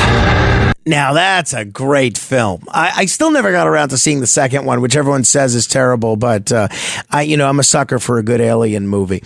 I'd love to know whether you look at the Vulture list or any of these other lists. I'd love to know what you think is the best disaster film of all time. Is it Titanic? I don't know. I don't know that I would rank it higher. I'm hard pressed to say I would rank higher than that. I don't know. Let me know what you think. 646-720-0635. 646-720-0635. There are all these films that deal with asteroids or comets or meteors hurtling towards the Earth. Obviously, you have Asteroid, I think with Sean Connery. You have Deep Impact. You have Armageddon. All good. But they're all pretty much the same film. I think in terms of a great disaster film, you need a little something unexpected, right? You need a twist of some sort. and all the other elements that make a great film great. So I'd love to know your pick for the greatest disaster film of all time, 646-720-0635. And then, unfortunately, we'll get into real-life disasters with Dr. Alan Diehl coming up at the bottom of the hour as we evaluate what's going on with Boeing and look back at the anniversary of the John F. Kennedy Jr. plane crash. Meantime, let me say hello to Matt Blaze. What's your pick for best disaster film ever? Well, I just looked at the list, but even before I looked at the list, the Vulture list. Yeah, the Vulture list, and I was thinking the Towering Inferno, which is Towering Inferno, and it's number 2. You know, I am embarrassed to say this because I am a big fan of Irwin Allen and of William Holden. I don't think I have ever seen the Towering Inferno. And, especially before he was a murderer, I was a fan of O.J. Simpson as an actor. This is a film that I don't know how this film has escaped me, but I love everybody in it. Paul Newman, William Holden, and I've never seen it. Steve McQueen, I've never seen it, and it's produced and or directed by, or it's produced by Irwin Allen. I am a fan of everybody involved with it, but I've not seen it. Let me know what yours is, 646-720-0635. On the Vulture list, they put the Towering Inferno as number 2. So I can't say whether that's a good pick, a bad pick, or what. Elias, you have a pick in terms of your favorite disaster film? I really like Contagion. Contagion I saw as COVID was happening. Oh. I thought it was a fantastic See, that's perfect. Take on a viral disease. Did you see Outbreak? I did not. Okay, no. So I'd be curious once you see Outbreak if you can compare the two. See, I'm just the opposite. I saw Outbreak, but not Contagion. Joaquin is in Pennsylvania. Hi. Hey, Frank, buddy, I got to step outside because my wife is sleeping on the couch. She had surgery. Oh, sorry. That's okay. I got to say this. I actually want to call in about, close to death experiences because I've had quite a number of them. But I will have to say, I think that, quite frankly, the Titanic might very well deserve being number 1 because the wreck of the Titanic, and it shows what the people went through as the boat was sinking, is actually pretty incredible. Okay. But did you ever see a movie called The End? Yeah, well, The End. I don't know that I saw. I saw the end of no, I saw This Is the End. I saw End of Days. I don't think I saw the film The End. No. It's kind of a slapstick thing about the end of the world. Yeah, I mean, I saw This Is the End. Is that the one you're talking about? It's possible. I'm not really sure. I just it struck out with Jonah Hill and those guys. I'm not familiar with that particular actor. I'm an older guy. All right. Well, no big deal. Okay. Close to death experiences. I mean, I told you I've been shot, and I thought I was dying that day, and I was looking at my last sunset, and also too, I was kicked in the head by a horse inside a trailer, tractor trailer. I hold horses, and I actually came pretty close. Luckily, everyone around me, they became cowards and left the area, and my partner who was in the trailer was outside the trailer. But after the horse got me in the head, I was underneath him, and I looked out the door after I came to him. My partner was like, "You have to," he goes, "Are you okay?" And I turned my head, and he goes, "Oh, my God, that's not good."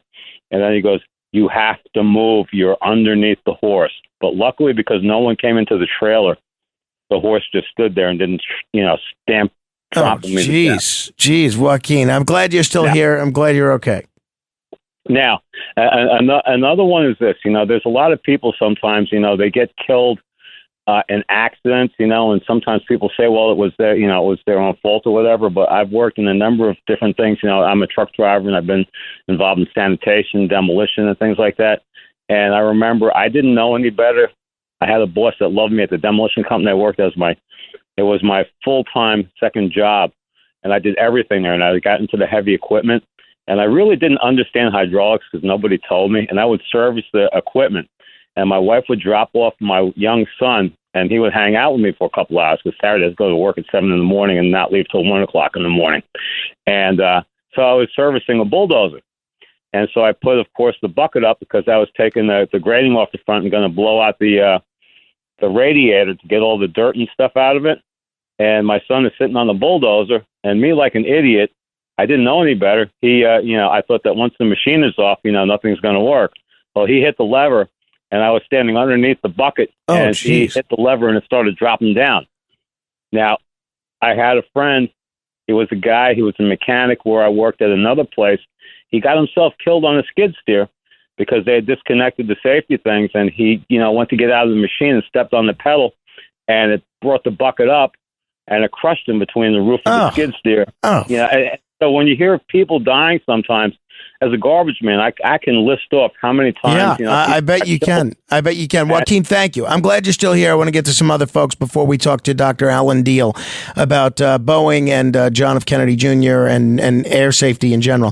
Lisa in Connecticut, you have a favorite disaster film? I'm actually picking this because this is the only time that I can really remember since I've been born where there was like a mass hysteria, like everybody was glued to see this movie on the television. It was like nationally like, oh my God, this movie's coming out. We all have to see it. And I don't remember it like being like Independence Day or whatever. Like there was like a serious situation where socially we were all trying to engage with this one movie. Do you know what it is?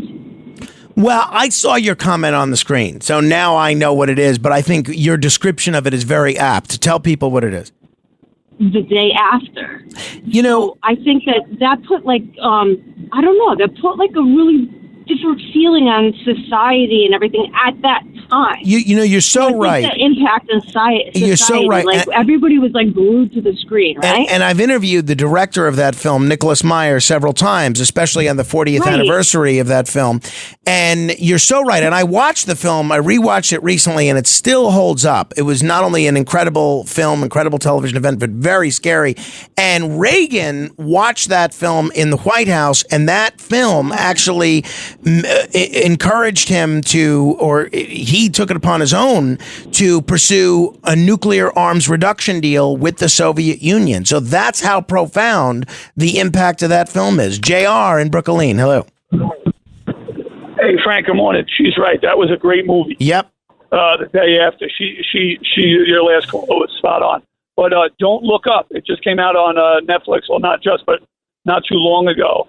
And it's got Leo DiCaprio in it where the meteors hit in the earth. I saw it. I liked it. I thought it was good. I thought it was good. I thought it was, I don't know, it's a little shticky, I thought, to be considered a great disaster film with the rest. I enjoyed it, though. I liked it. You liked it, too. Yes, everybody dies in it. It actually has a good ending. No one gets saved. It's not. Well, I mean, okay, we don't want to give spoilers away, JR. People haven't seen the film. It's 3:20 in the morning, Frank. I think we're okay. No, we have a no spoiler rule. Alice, what do you have for us? Vertical limits, a climb up A2, and of course there's an avalanche, and they have to send up a rescue team, and we know that not all the members of the rescue team are going to survive. That's with Chris O'Donnell, right? Yes. And that's another one with Bill Paxton. I don't know what it was with Bill Paxton and doing all these disaster films. That is a good one. I have seen that. I haven't seen it in probably 20 years. That's a good one. Alice, thank you.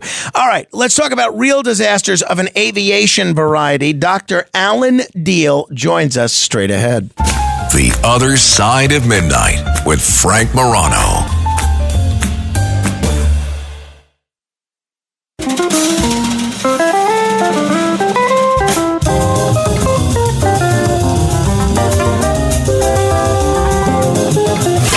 It's The Other Side of Midnight with Frank Morano.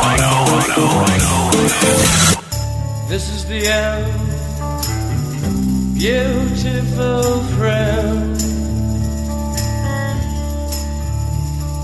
This is the end, my only friend. The end of our elaborate plans. The end of everything that stands, the end Well, whether it's disaster films or near-death experiences, our next guest is an authority on both. Well, maybe not the film aspect of it, but certainly the near-death experience and the disaster that they may make certain films about. Very pleased to welcome to the program Dr. Alan Diehl. He's an aviation security consultant, a former U.S. government investigator, a whistleblower, and an author, among many, many other lengthy items on his resume, whose books include Requiem for Camelot. Dr. Alan Diehl, thanks for joining me on the radio. Thanks for having me, Frank. Alan, before we get into the details of either the John F. Kennedy Jr. plane crash or the situation as it's going on with Boeing right now, you have a pretty fascinating life story, and you've had a near-death experience of your own, which really did transform you, right? Tell me about it. Exactly. Much like Kennedy, I was flying one night in the light plane. It was getting dark. In my case, it wasn't over water, but I got caught in a blind canyon, had to make a forced landing. And in those days, we didn't have shoulder harnesses in light aircraft, so my instrument panel made an permanent impression on me, and I went to work for a general aviation company, Cessna, and eventually convinced them to put shoulder harnesses in their aircraft. So that was my first success story, but I had to shed a little blood to get there. Oh, I bet. All right. Now, last week, I'm glad, and we're glad you're okay, certainly. Last week was the 25th anniversary of the plane crash in which John F. Kennedy Jr. and his wife were killed. There's been a lot of discussion about this, and a week or two ago, I was joined by an author, Maureen Callahan, who has a new book out that's very critical of the Kennedys, including John F. Kennedy Jr., and she referenced the plane crash. This is what she said, if people didn't hear it. JFK Jr. not only had no business flying that night, he almost crashed into an American Airlines commercial plane that was packed full of nearly 300 passengers, making its descent to JFK International Airport, ironically. Everything he did that night and the state that his mind was in, I outline it in the book. I won't go into detail for your listeners so we can move on, but it really points more to a murder-suicide than anything else. Alan, any truth to what she says there? And what's your analysis of the JFK Jr. crash, which I know you've looked at 6 ways from Sunday? Well, as a matter of fact, I've talked to the people that conducted the investigation. I'm a former National Transportation Safety Board human performance specialist. In '99, when the crash occurred, I had left the board, but the media called me, and it wasn't long before NTSB officials were saying, Al, you've got to get a hold of the investigator and tell him what he needs to do. He was a new investigator, and of course, he briefed me on what really was happening and what Ted Kennedy's role in the investigation was. It's a fascinating story, and it's the first couple of chapters in my book. But basically, I know Maureen has problems with all the Kennedy men and how they treated women, but as far as a murder-suicide, I don't. I'm an aviation psychologist. I'm not a therapist, but I don't see that at all. This guy, if anything, was overly cautious, but that night, for reasons I go into in the book, he decided to go, and his judgment was clouded by all the stress that was in his life. We know that Carolyn, his wife, had threatened to leave him. George Magazine was in trouble. His best friend and cousin was dying of testicular cancer, and he made a series of 10 mistakes that night. But in no way do I see this as a murder-suicide.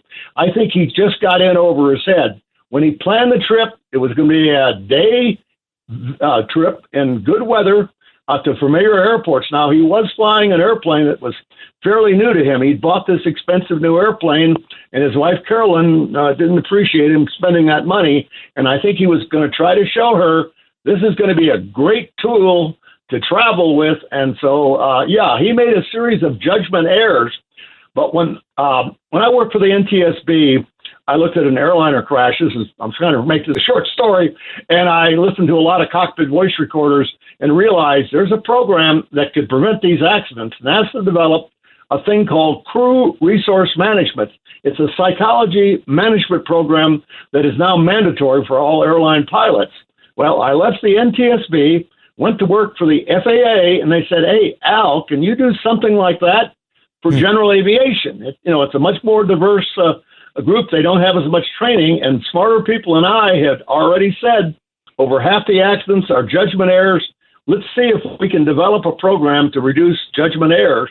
Long story short, we did that. I blew the whistle on the FAA administrator lying to Congress, and they essentially canceled the program. Wow. It was called aeronautical decision making, and Kennedy did not get that training. I think it would have saved his life. Wow. When I talked to the investigator who conducted it, not only did he tell me what was really going on in the investigation, and the reason for the name Requiem for Camelot is that Ted Kennedy basically wanted things done quickly and cleanly. He wanted, first and foremost, he wanted to make sure that none of the pictures of JFK Jr.'s body got out. As you probably know, the media had been offering allegedly $250,000 for a shot of Kennedy's body. It never happened because Ted threatened everybody on the investigation. If that happened, they were going to be in big trouble. But that's not the point.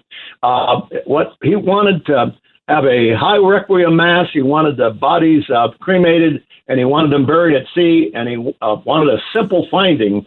And that was kind of the marching orders. You don't screw. NTSB is independent, but with a powerful senator like Ted Kennedy, and I understand. I understand his motivation and his fear that the pictures, et cetera, would get out. But he was more than happy to see this go down as what they call spatial disorientation. So that's the essence of it. At 30 minutes after the hour, this is The Other Side of Midnight. We're talking with Dr. Alan Diehl, a guy that knows a thing or two about this. So there was one of the things that I've always heard about that JFK Jr. crash was that there was a great deal of inexperience on his part. Is that, you said he was overly cautious. Would the inexperience that I've heard from others, would that play into that at all? Do you share that view that there was a level of inexperience that might have led to him being overly cautious? Absolutely. This guy had 310 hours. It takes about 50 to 100 hours to get a private pilot's license. You have to take another 100 hours to get your so-called instrument rating to fly in bad weather. He didn't have that, but he had a total of 300 hours, but only 73 of those were by himself. So when he flew, he had an instructor telling him what to do. Now, if you're a risk taker or a cowboy, as we sometimes call them, you don't want an authority figure like an instructor sitting beside you. So this is a guy that was quite cautious. Now, remember, his Uncle Joe had been killed in a plane crash in World War II. You're familiar with these. Sure. His Aunt Kathleen was killed in a commuter plane crash after the war. Ted Kennedy barely survived a plane crash in 1964. He flew with his stepbrother, R.A. Onassis, who later died in a general aviation crash. So this was a guy that realized when you sit in a general aviation cockpit, you better be all business. And I know he took chances kayaking and stuff like that, but when his instructors told the NTSB, he was very serious. And if anything, he may have been too cautious. So yes, he was inexperienced. Now, here's the other thing that most people don't realize. I'm a flight instructor, but at night, you cannot see clouds. And when he got his weather briefing earlier in the day, 2 weather briefings, they said it was going to be good. Well, he didn't get a final briefing right after he took off. And literally a minute after he got airborne, Frank, the weather went from what they call clear or VFR, visual flight rules, to possible haze. And he flew right into the haze. And I tell my students, you are not going to be able to see haze at night. All of a sudden, you're in it. You get a startle response, and you're pumping adrenaline, and you can over control the airplane. And that's when you need a gentle touch and a cool head. And Kennedy had neither that night, unfortunately. Now, there's always been a lot of, since then, for the last 25 years, there's been a lot of conspiracy theories that have swirled around that. It doesn't sound like you lend those really any credence. Well, I talk about, the four major ones. First is the murder-suicide, which, of course, I guess Marlene is pushing.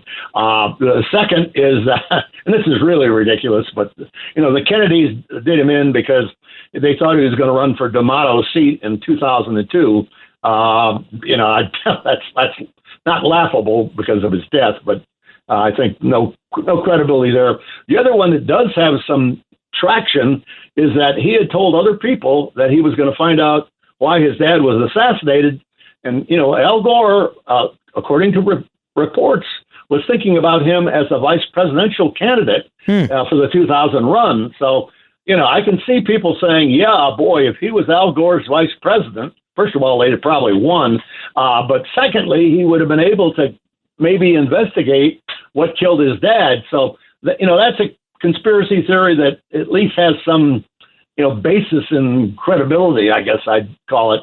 But I really think all of those are wrong. He died because FAA officials got mad at me for blowing the whistle on them and retaliated by essentially canceling this aeronautical decision-making training program, which could have saved his life, in my opinion. If people are just tuning in, we're talking with Dr. Alan Diehl. He is an aviation security consultant, former U.S. government investigator. He's been a whistleblower and an author. His books include Requiem for Camelot. You can check out his website at alandiehl, DIEHL.com. So we talk about the situation with John F. Kennedy Jr. Let's move a few years into the future, really to the present day, into Boeing. A lot of news coverage in the last 2 weeks over this plea deal that Boeing has accepted in order to avoid a criminal trial over the 737 MAX crashes. It seems like for the last few years, we've been hearing nothing but negative things about Boeing, but particularly since that incident on an Alaska Airlines flight where a panel, basically a door, blows off mid-flight. And it seems like we've heard more and more negative things about how Boeing built their aircraft more with money in mind rather than safety in mind. I'm sure you've looked at this extensively, Alan. Give me your take on this Boeing plea deal specifically and Boeing and their conduct as a company in general. Well, I'm not a lawyer.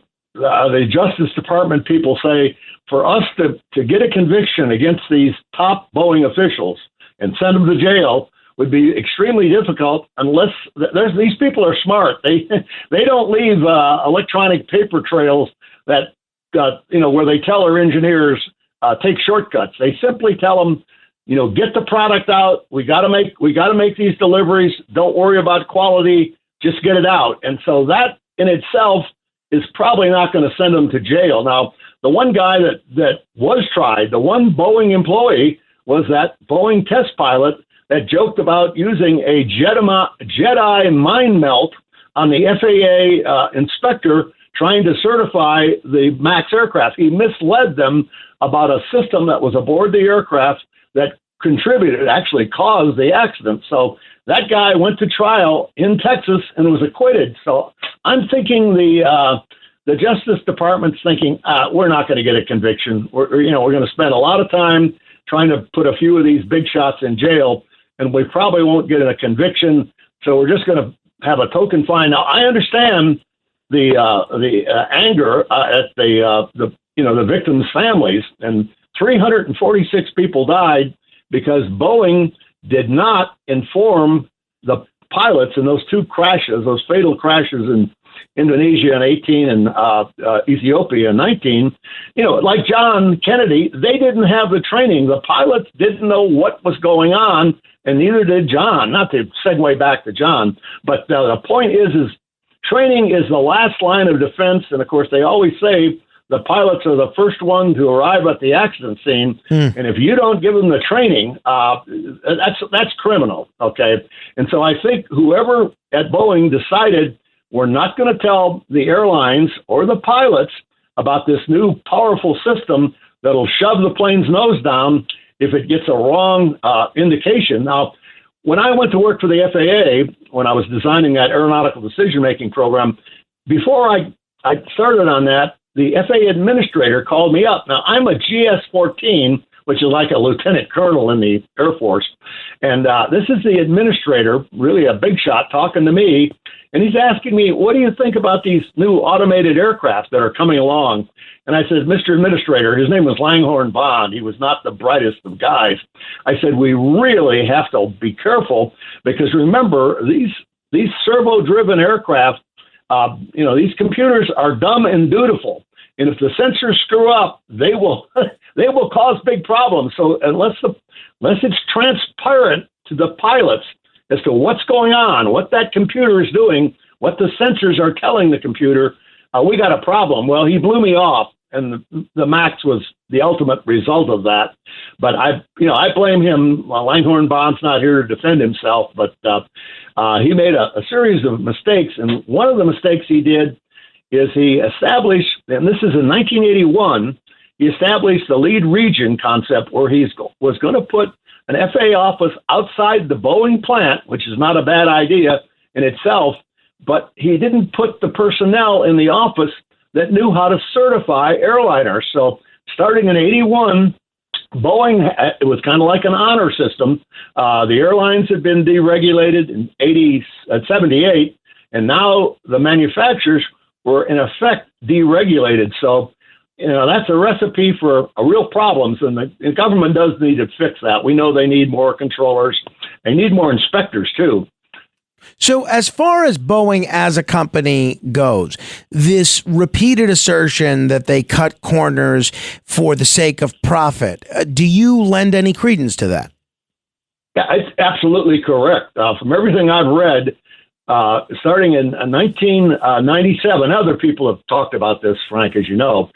They merged with McDonnell Douglas, which went bankrupt, and the executives from McDonnell Douglas basically moved to Seattle, kind of took over the Boeing company, and since they had gone bankrupt at McDonnell Douglas, they were trying to tell Boeing, now you've got this new competitor called Airbus, so you're going to have to learn. You used to be a great engineering company, but now you're going to have to get dollar smart. You're going to have to turn, this is cutthroat capitalism, and the foreign companies have an advantage over American companies in that their governments subsidize these companies. Now, another advantage, I don't want to get into the politics of this, but the foreign countries have, of course, free health care.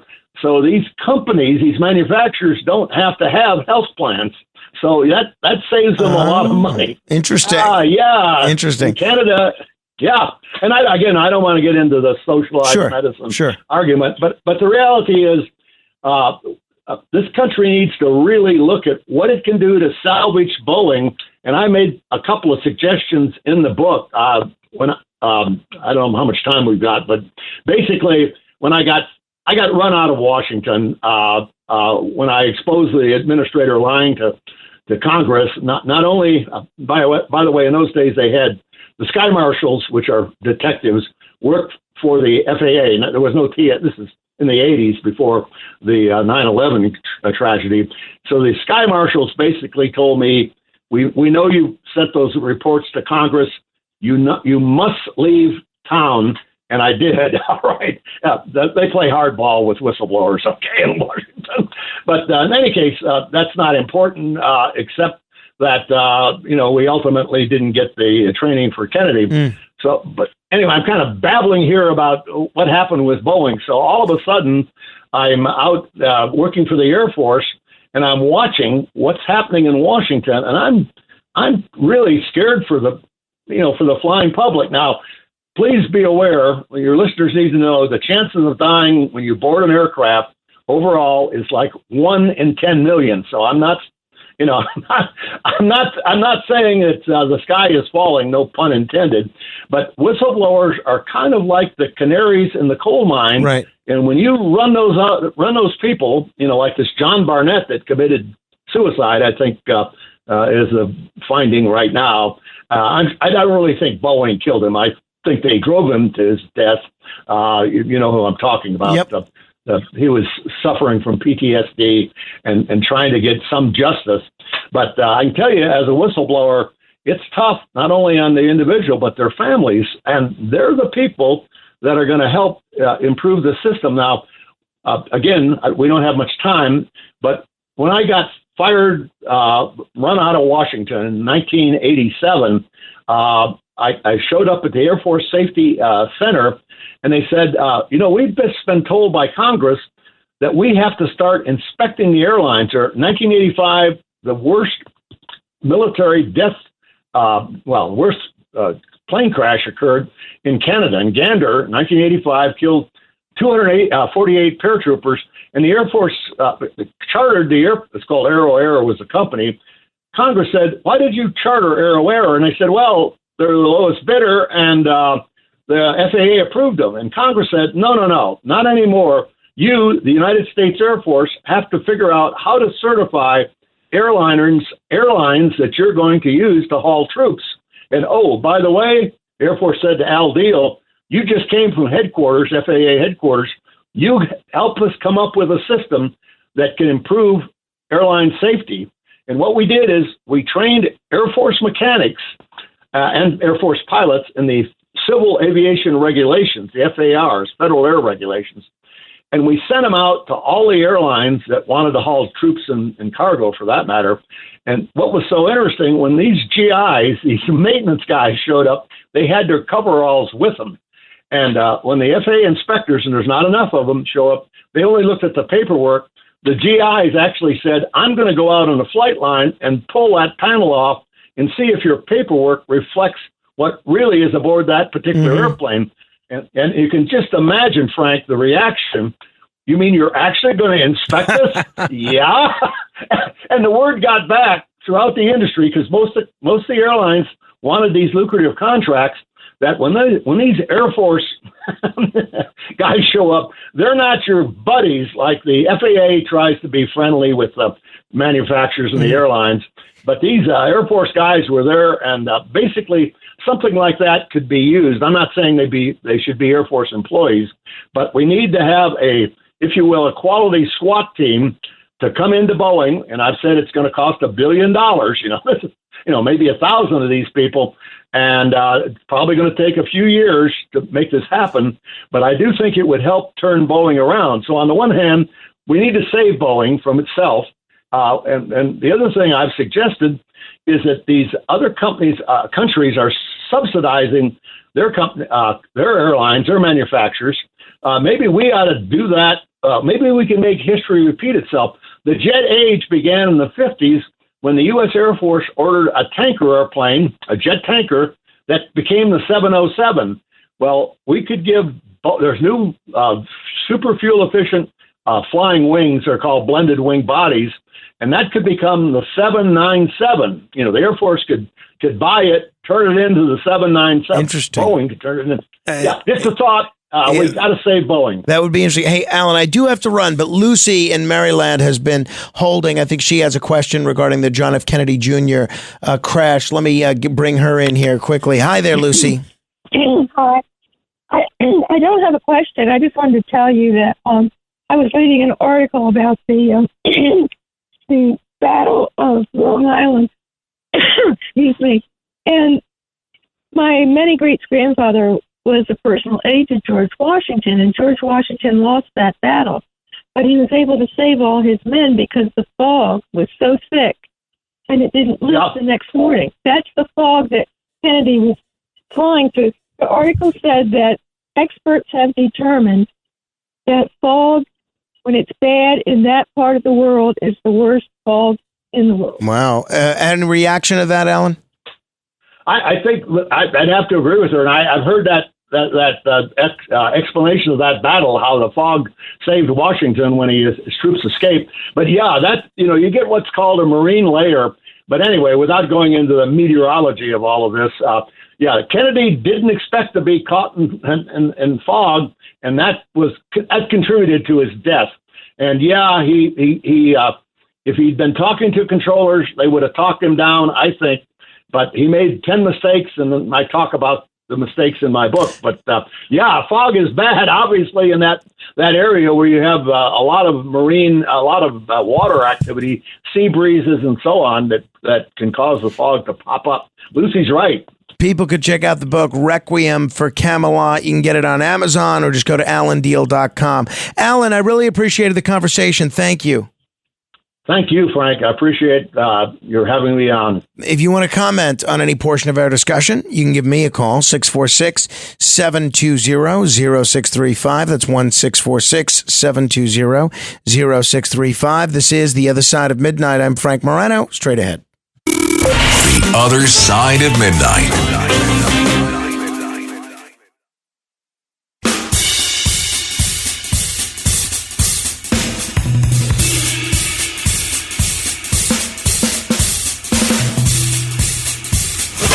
It's The Other Side of Midnight with Frank Morano.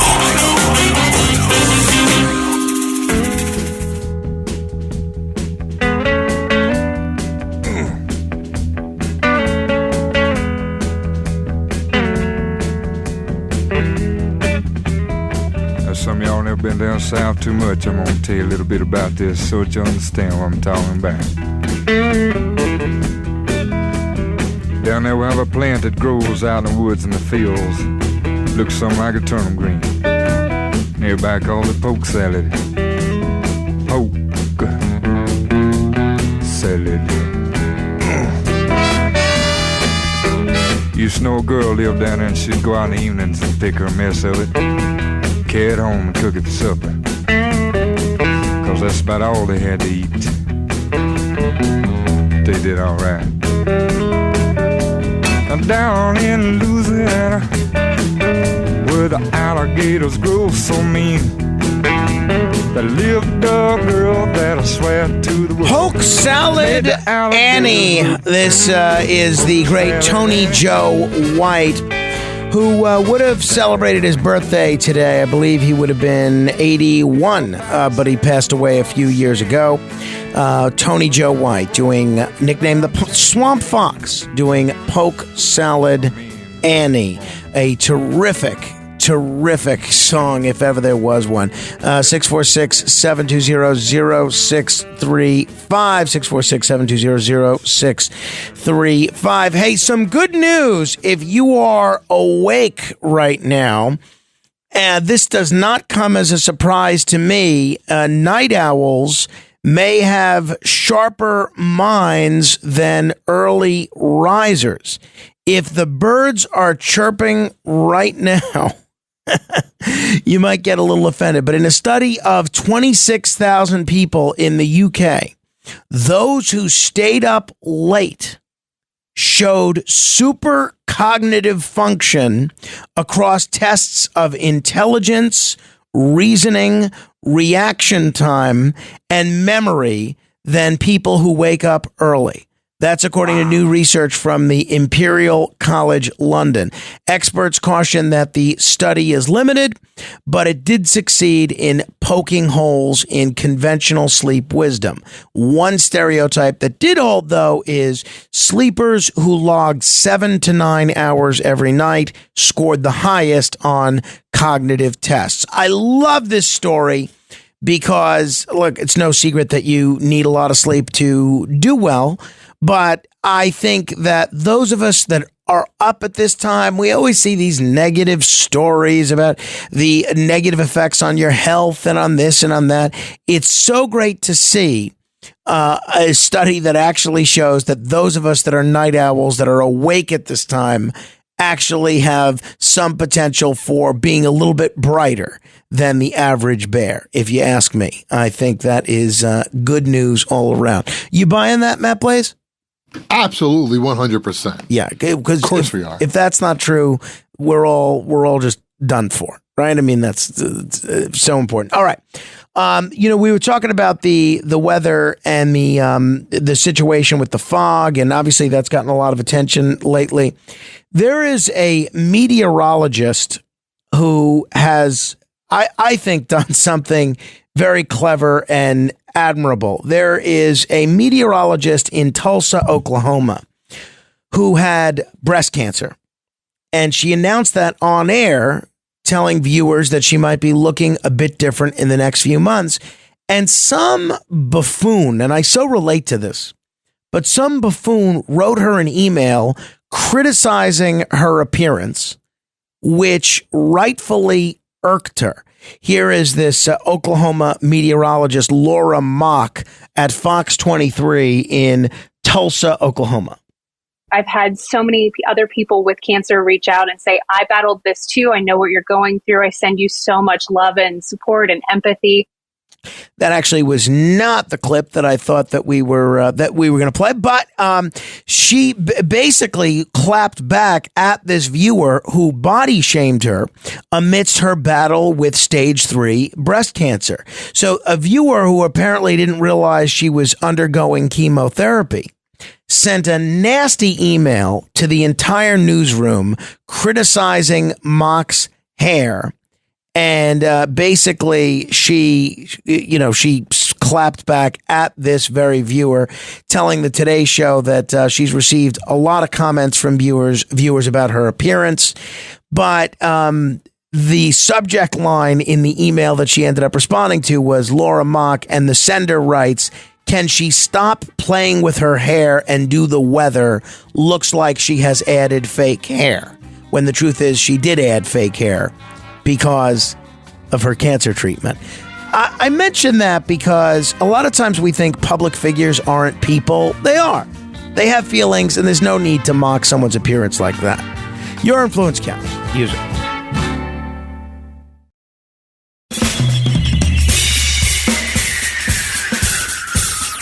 This is The Other Side of Midnight with Frank Morano. They're running a strange program, y'all. Now, here's Frank Morano.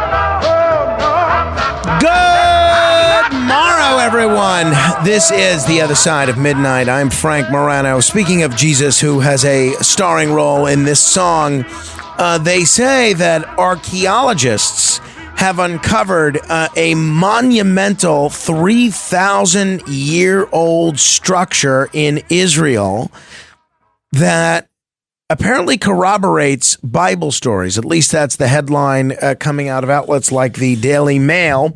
I'm always leery of just the headline because there's, you got to be, everything's so clickbait oriented now, but it is interesting, and I'm interested in this. Archaeologists have uncovered a monumental structure, Jerusalem, that is mentioned in 2 books of the Bible. They uncovered ruins of an ancient moat that was built more than 3,000 years ago in the city of David, which is considered one of the oldest cities in history. For 150 years, researchers have worked to prove the city was split in 2, as described in the Bible. And they have now uncovered the moat that separated the southern residential region from the upper city in the north. The moat measured about 30 feet deep and nearly 100 feet wide, with perpendicular cliffs on each side that made it impassable. And the team said that the findings confirm that the moat was created during the Iron Age, the same period when the Book of Kings and the Book of Samuel were written to describe the city of David being split into Ophel and Millo. And researchers at the Israel Antiquities Association say this is a dramatic discovery that opens up a renewed discussion about the terms from the biblical literature that refers to the topography of Jerusalem. So We'll see. We'll see where it goes. But whenever you have modern day discoveries that sort of corroborate things that are from thousands of years ago in ancient texts, especially if it's religious text, it's always kind of interesting. It's always pretty exciting. I find it so. So, hopefully you do too. I don't know. I think it's really interesting. Hey, the big story that we're watching is the continuing changing dynamics in the presidential race.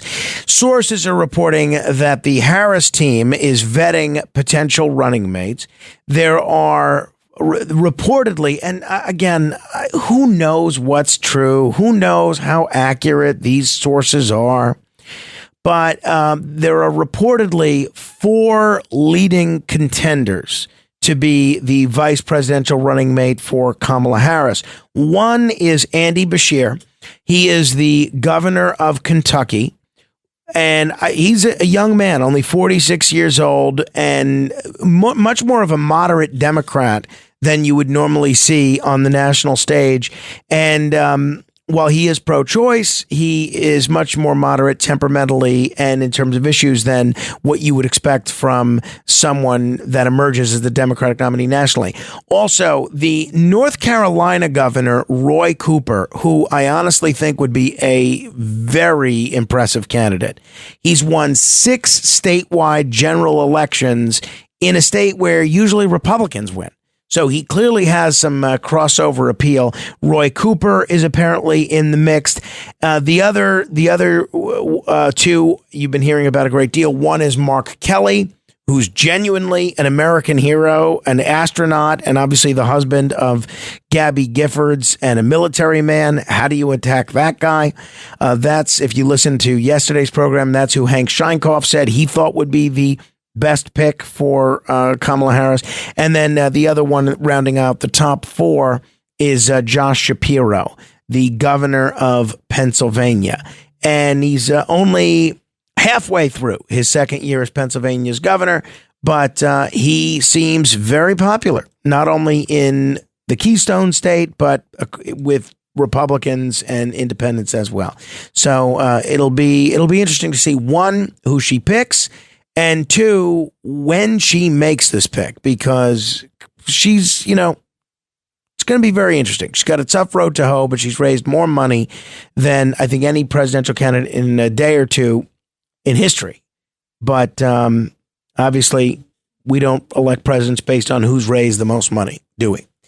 All right. And obviously, we had the incredible Secret Service hearing yesterday, which I spoke about earlier with my colleague Dominic Carter. If you ever miss any portion of the show, I do hope you'll go back and check out the podcast. The podcast can be heard by just searching The Other Side of Midnight on any podcast app, or you can just go to redapplepodcastnetwork.com. I did come across one piece of audio that I found a bit unseemly the other day, or yesterday actually, and I'm going to play it for you. I went back and forth because I don't like getting involved in people's private lives, even if it's a public figure. But this was so odd to me that I figured I should share it with you. Elon Musk, who, depending on the day, is either the richest man in the world or the second richest man in the world, certainly one of the most powerful and most influential. He is the CEO of SpaceX and the CEO of Tesla. He was talking with Dr. Jordan Peterson in an interview, and he was asked his thoughts about doctors performing sex change procedures on children, a practice that both Musk and Peterson described as evil.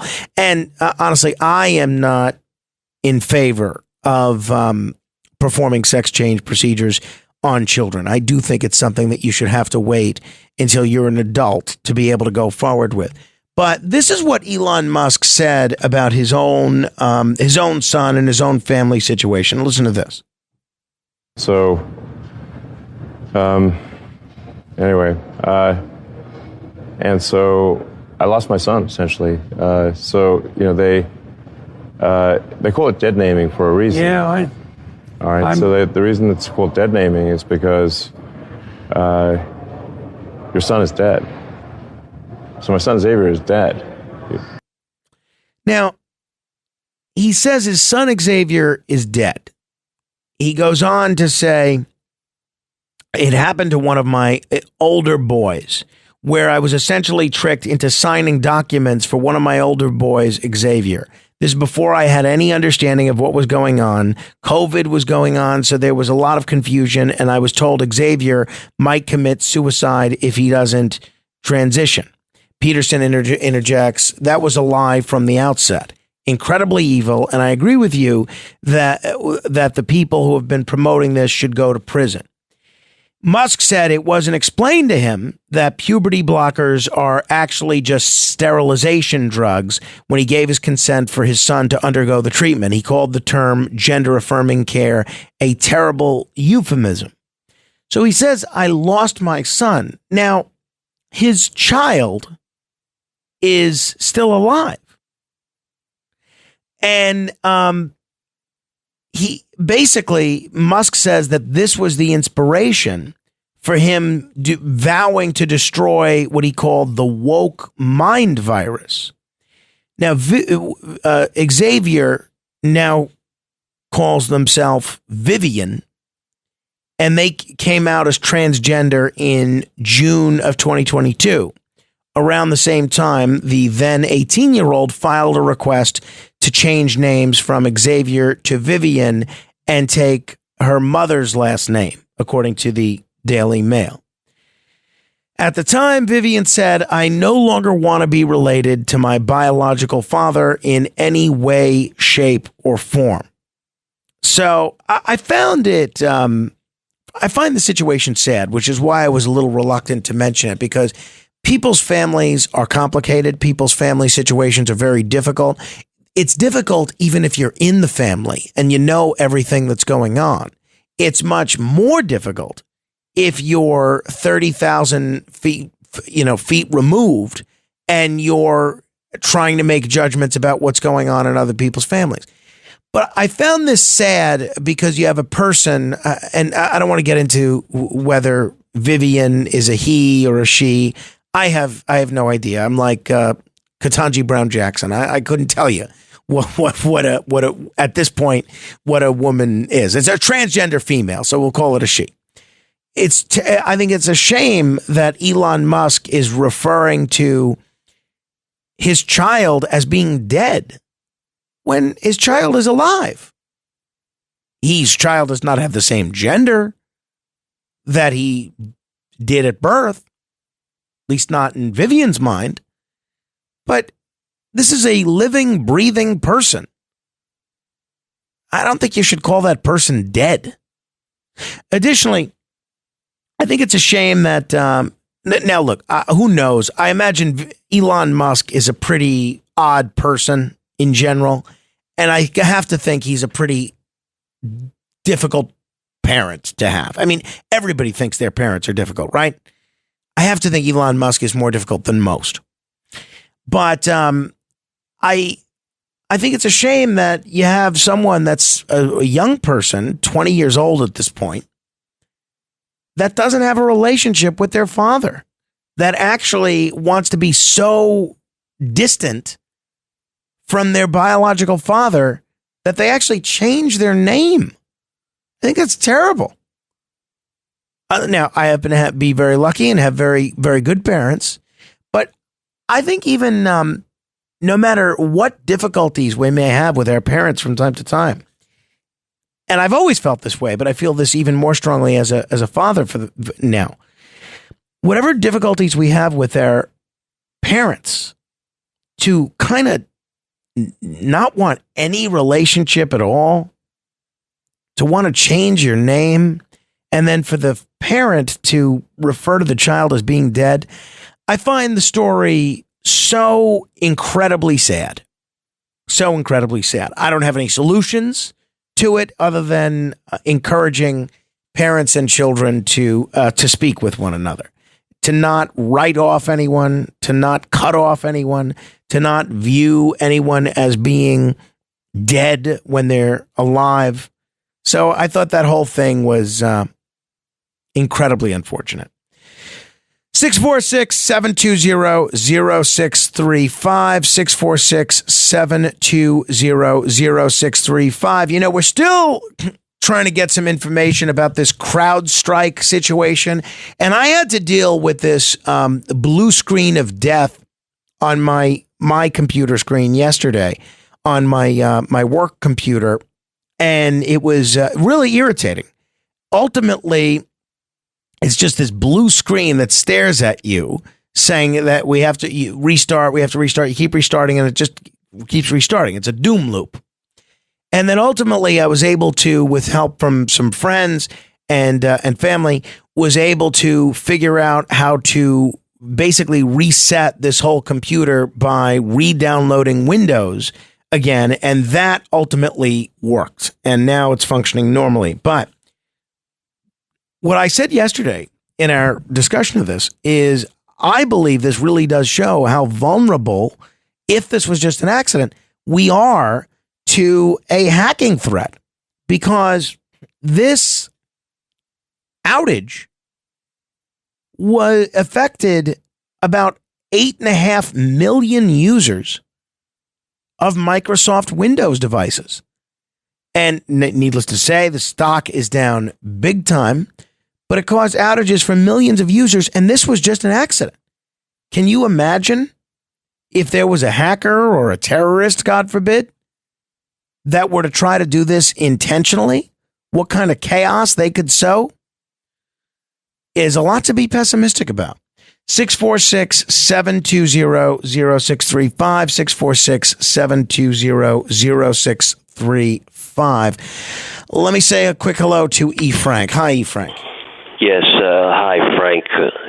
My condolences for the problem that you had there, the glitch. A lot of people in my community had the same problem. I happen to be old-fashioned, paper and pencil. I don't really have that issue. But, Frank, I'm sorry to say this, but your last guest was talking about the FAA and the federal aviation regulations. I went to one of the top aeronautical colleges in America, which is Vaughan College of Aeronautics and Technology. It's up there with Embry-Riddle University. And my college professor, who's now deceased, Thomas A. Brochard, would always warn us never to allow military personnel, GIs, to go in and take over something like that. He says that's illegal, uncalled for, unprofessional. And he would say on his expertise, he had a master's in technology, in bachelor's in science, and he taught for almost 50 years at the college. He would not allow and tell his students to have the military personnel board and take over an aviation. Frank, you've kind of lost me, honestly. I try to follow you, but you lost me there. 646-720-0635. Noam Laden is waiting in the wings with a news update. Oh, you know, I did mention, speaking of Elon Musk and Twitter, a lot of folks are raising an issue about the fact that President Biden chose to make his announcement about not running for re-election on Twitter rather than, as I said yesterday, a primetime address like Lyndon Johnson did in 1968 or something. Obviously, the guy has COVID. He's sick. It's going to be through writing. But a lot of folks are saying, why would he reward Twitter, or as they call it, X, which is run by Elon Musk, who is donating $45 million a month to Biden's opponent, rather than reward some other media outlet? Why encourage? Because Musk is trumpeting this as Twitter being a place for breaking news. And I think he's right about it. And I just wonder why the Biden folks made that decision to put it out there on Twitter first, rather than, say, Facebook or just through regular press release. I don't know. All right. Noam Laden is here. We'll talk to him in a moment. 646-720-0635. Straight ahead. The Other Side of Midnight with Frank Morano.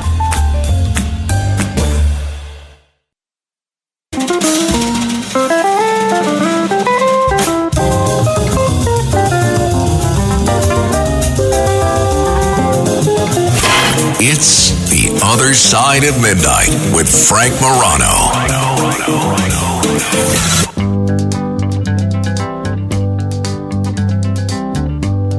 We're caught in a trap.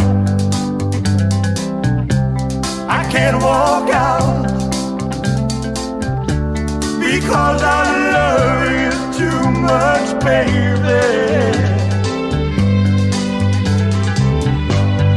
Why can't you see what you're doing to me?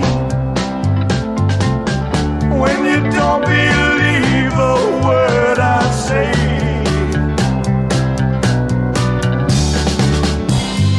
We can't go on. Suspicious Minds by the great Elvis Presley. I was just looking at my Elvis stamp yesterday.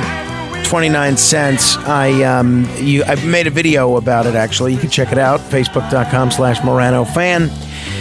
Big Elvis fan. But this is a birthday bumper music selection from Butch Seltzer. Butch Seltzer is a great guy, a friend of mine for a long time.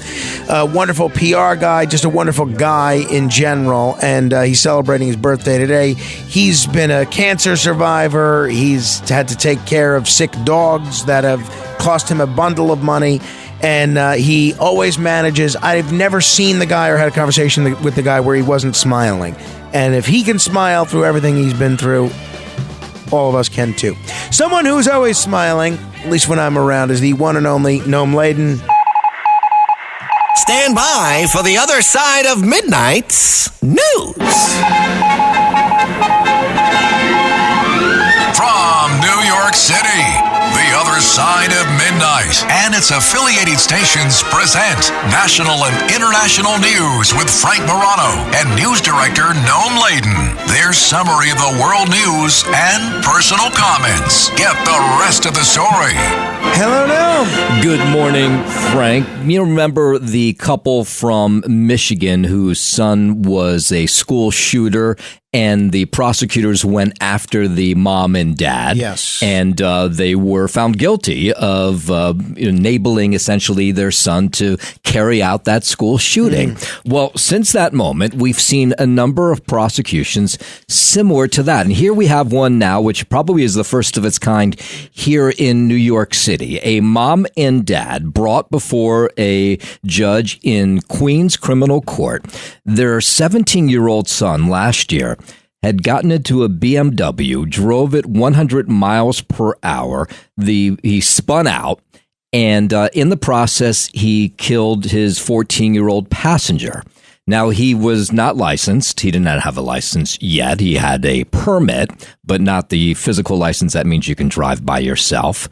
And the parents had bought him that BMW before he had had his license. There were a number of times the parents had gotten calls from the school. They were notified weeks before the crash by a school that he had been seen driving. He had been ticketed for driving without a license. He also was ticketed for being on his phone while driving. None of these times, by the way, did he have his driver's license. The horrible ending, of course, was that then he got into this accident that killed his 14-year-old passenger, somebody he was friends with. So the prosecutor, the DA, goes after this couple and says, you know what? Not only are we going to go after the 17-year-old for manslaughter, but let's go after his mom and dad for enabling him with a BMW and not taking the keys away from him when he had been stopped a number of times on the streets here in New York. Here's what the DA sounded like. This is a situation, a very particular one. Both parents had notice of the fact that their child did not have a driver's license. They chose to give their child a BMW. They chose not to have restrictions on how the child could drive the car. Yeah, so they went before court. So what do you think? Should they be prosecuted? And I can tell you how this story ended. Well, what would they be charged with? What would the charge be? Do we know? Well, essentially they were going to be charged with endangering the welfare of a child, among some other charges.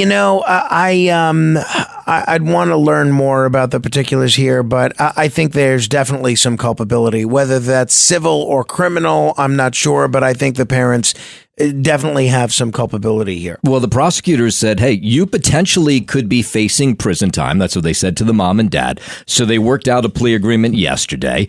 And they pled guilty to endangering the welfare of a child and pled guilty to disorderly conduct. So the parents will be sentenced or have been sentenced 3 years probation, and they have to take a 26-week parenting class and attend a victim impact panel program so they can understand what it meant when they let their 17-year-old, they bought him a BMW, did not take the keys away when 2 or 3 times he had been pulled over by police for driving without a license. At 30 minutes after the hour, this is The Other Side of Midnight. I'm Frank Morano talking with Noam Laden. I wonder, though, I mean, I'm glad they're not going to prison because I wouldn't have thought that was an appropriate penalty. But a 26-week parenting class? Yeah. I really wonder, is there 26 weeks worth of stuff to teach about parenting? Yeah. Is there? I mean, you got a bunch of children, right? Yeah. I mean, it feels like a punishment. That's for sure to go to 26 years. I know, but I just wonder, is that constructive or not? I mean, what are they actually going to learn? Right. I don't know. Yeah. Anyway, I mean, I don't understand how you don't take the keys away from somebody. No, neither do I. And that's what I was saying about there definitely being some civil culpability there. I can absolutely understand why there would be a large judgment against them. And I'm sure the family of the 14-year-old passenger that was killed is going to sue, if they haven't already, and will get a pretty handsome settlement or judgment, as they should. I mean, I think it's totally irresponsible on the part of the parents. I don't know when, and this is what I was trying to wrestle with as you were explaining the story, because this was the first time that I've heard it. I don't know when irresponsible parenting and reckless parenting becomes criminal. That's kind of what I'm trying to wrestle with in my own brain. Yeah, it's difficult. Harvard Law School has the medical school there has a thing where you can, at the end of your life or whatever, donate your body to the medical school, of course, considered one of the better medical schools in the country. But they're having a huge issue now with people who would normally donate their bodies have now rescinded those offers. So they basically had made this planning along their way where they would donate their bodies at some point. And over the last year, 65 people have rescinded their registration to hand over their bodies, all connected to someone who was running the Harvard body program, who had been selling body parts, dismembered body parts across the country. And now they're in this quandary because, of course, you need those cadavers, medical schools do, to do enormous amounts of research in a place like Harvard Medical School. You can imagine how important it is to them. And 65 people rescinding their bodies, and now becomes a story, which means others likely will rescind theirs who may not have known about the fact that the person who was running the program was selling the body parts. Harvard refuses, by the way, to comment on this story at all, has said nothing about this person who was arrested for selling body parts. But the school now has a problem. You know, if people are not handing over their cadavers or, donating their bodies, they can't do, vital research that they've done in the past decades. I mean, how many bodies are we talking about here? Are we talking a question of dozens, hundreds? Well, it's not hundreds that people who donate every year.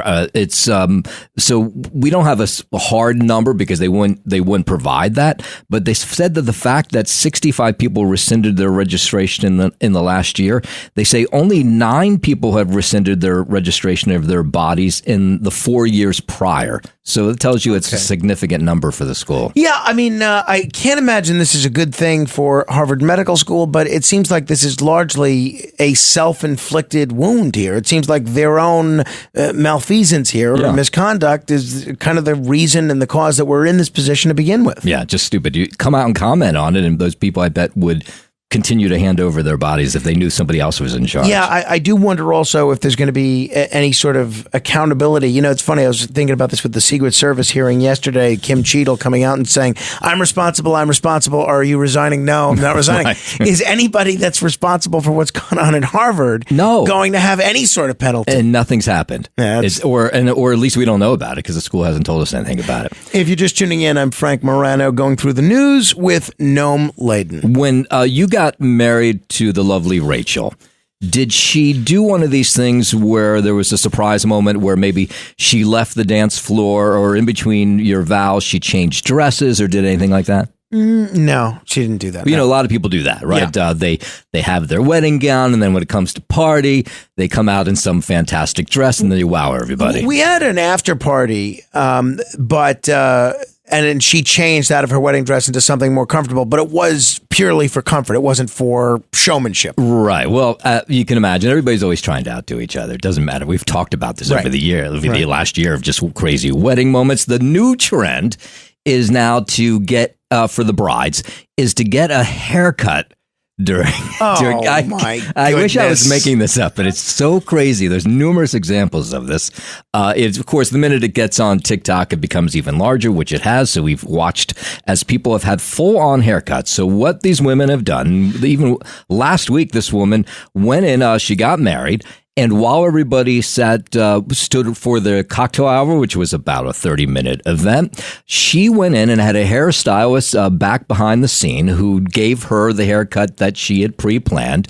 And I guess it wasn't enough that she was the bride, that she wasn't getting enough attention being the bride and getting married and being in a wedding gown. She wanted even more attention. So she then hit the floor when it was time for the first dance with her husband now.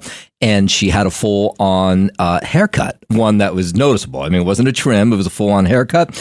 We found 15 other examples of this in the last 3 months of brides. And now we can essentially say, for some people anyway, they will follow this trend because they want that shocking moment of being able to hit the dance floor looking different than they did when they walked down the aisle. How long does the haircut process take? So you asked an excellent question. So in this case, this one woman who did it last week, she had planned for 45 minutes. So now you've gotten married, which just seems so bizarre. It's supposed to be one of the happiest days of your life. Everybody's out there. Everybody you love in the world is out in the hall or catering hall, wherever you're doing it. And you're behind closed doors for 45 minutes getting a haircut. In this case, she said it took 35 minutes for the haircut. So it was 10 minutes shorter. But she had allotted for 45 minutes for this haircut so she could wow everybody. I find that so strange because having been married, you know that the time that you get with all your guests is so limited because everyone's tugging at you.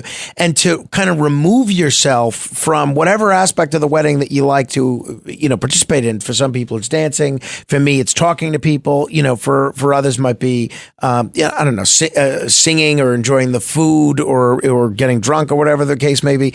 Why you would remove yourself from 40 or 45 minutes of the festivities, I find bizarre, but whatever. Some different strokes for different folks. Yeah, some of it's for that TikTok moment. All of these, by the way, and you wouldn't be shocked to hear that almost in all these cases, the women then took that video, uploaded it to TikTok so they could show everybody what they looked like before, and then what they looked like after they had the haircut and walked back onto the dance floor. One more stupid one. Okay, a Cathay Pacific flight from Hong Kong to New York, which is about a 16-hour flight. So 10 minutes into the flight, one of the passengers goes up to one of the flight attendants and says, I can't seem to reliably lock the door to the bathroom. Like I pull the thing and you close it and the light goes on and tells you you're good to go, occupied, whatever. It's not doing that. So the woman goes over and she starts, the airline flight attendant goes over and starts fiddling with the door. And as she fiddles with the door, the entire thing comes off. So now not only is she not fiddling with the door, but she's actually holding on to the door mid-flight. The entire thing is off. So they're like, well, what are we going to do? Because how many bathrooms are there in a flight? Not that many. So her job for the rest of the 15 hours that were left in the flight was they were able to connect the door, but they could not close it all the way.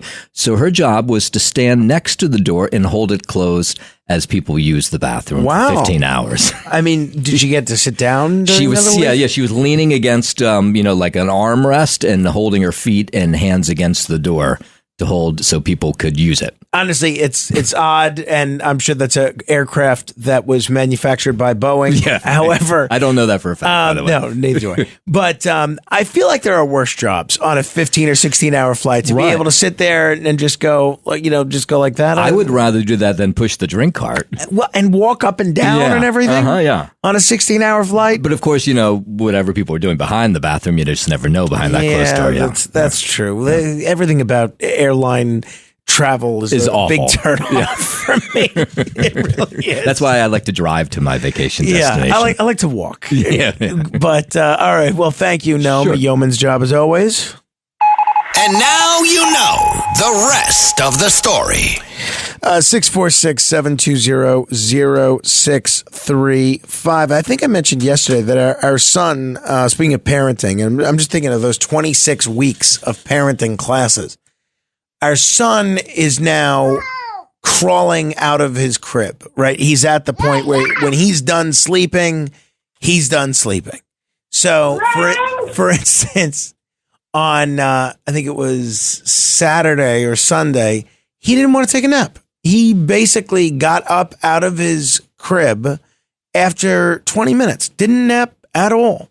And then I put him back in, and he crawled out. He's still in his sleep sack. Pizza space. Pizza space. Pizza space. I put him back in, and I said, "All right, buddy, you're gonna sleep." And he didn't say yes, didn't give me a verbal yes. He just nodded his head. But he nodded his head as if to be a little mischievous. He does have a mischievous streak in him. And I tell my wife he gets that from her, but the truth is he probably gets it from me. For instance, one of the things that he does is he likes to do things that he's not supposed to do when, let's say he'll unwrap all of my wife's cough drops. Now, she's got cough drops in her desk, and he goes for them, and he finds them wherever they are, and he loves to unwrap them. Now, he knows he doesn't like them. He's tried one. He doesn't like it. But he still wants to unwrap them and cause mischief. So I'll go into my wife's office, and I'll say, Carmen, you're not supposed to be in here. And he'll say, I need privacy. I need privacy. As if, he's doing his business. Do you need privacy because, you're pooping, or do you need privacy because you're doing things you're not supposed to be doing? And he's just saying, I need privacy. So anyway, I put him back in his crib, and 10 minutes later, he crawls right out. That was Saturday afternoon. Got no sleep. Then on Sunday morning, he's awake at 6:45. 6:45. I was up early because our hours are all messed up doing this schedule. I'm downstairs. I'm reading the paper, and I hear something like tiny little steps. I turn around. I don't see him. Sure enough, he's in bed with my wife. He went downstairs, saw me reading the newspaper, and then goes up into our bedroom, wakes up my wife, and says, Daddy's working on his newspapers. And, he got very little sleep because he went to bed early, got up early. So I don't know. The thing that I wonder, though, is everyone says this is the stage where you then get a bed instead of a crib for a child. What stops him from just crawling out of bed all day long? At least now we have some sort of a barrier that makes it a little difficult. At least he's got to climb. Once you're at a bed, you just roll. I think we're in trouble here. So we'll see. We're on vacation next week, and we have basically a pack and play for him, which is much more difficult to climb. So he'll be stuck in there. He won't be able to climb out so easily. All right, 646-720-0635. Buchanan is in Brooklyn. Hello, Buchanan. Yes. Hi, Frank. I just wanted to mention that Mr. Laden, I think that's his last name, he had mentioned that Harvard had a problem with the contributors of their bodies after they unfortunately passed. Right. But because I was at New Jersey College of Medicine and Dentistry, and then I was accepted to NYU Medical School. But the point is, one person who may have been unethical or, didn't know what he or she was doing, didn't know about the legality of it, he or she made a mistake, but Harvard should not have to, and the persons who need a liver or a kidney should not have to suffer for that. and Harvard, is not to blame for that. Well, I don't think that these are folks, the people that were donating to Harvard. I think it was being done in the name of research and medical science, not necessarily organ donation. But you might be. I agree with you. It's a complicated issue, but I understand why people would reconsider their plans to bequeath their remains to Harvard and maybe think about another medical school to give them to. Yeah. Okay. Thank you, Frank, and God bless. Thank you very much. Appreciate that. God bless you. 646-720-0635. I also wanted to mention, before we get to 15 seconds of fame, there apparently is even bears get depressed. Are you aware of that? When you think of depression, I always think of it being a very human thing. But no, bears get depressed. Apparently, a bear in Florida, and big shout out to all of our folks listening on Florida Man Radio, including, where they're kind enough to carry us live, including a lot of folks serving in our military, where we have a very active military population there.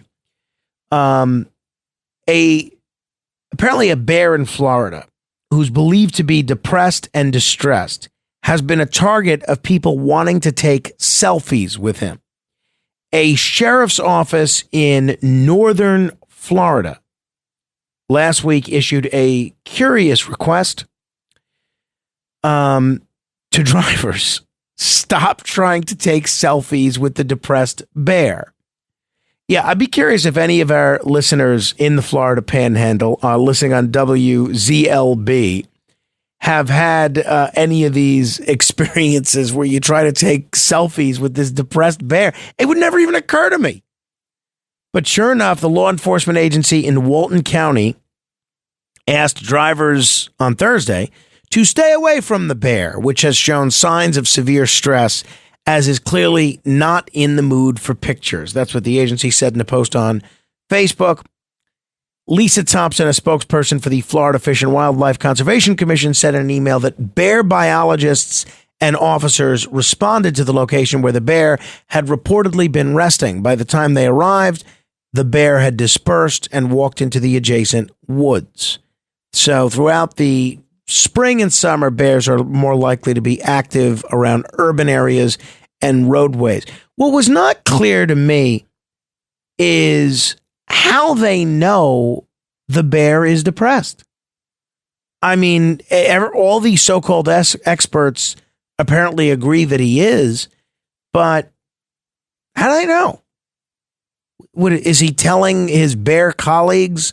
Is he telling Yogi and Boo Boo that, I just can't bring myself to steal another picnic basket? How do they know he's depressed? Doesn't look depressed. Looks like a regular bear. But apparently the selfie takers among us have decided that he is. All right. Lastly, before we get to 15 seconds of fame, there is a dark oxygen mystery, which I just love. Oxygen is being released at the bottom of the Pacific Ocean.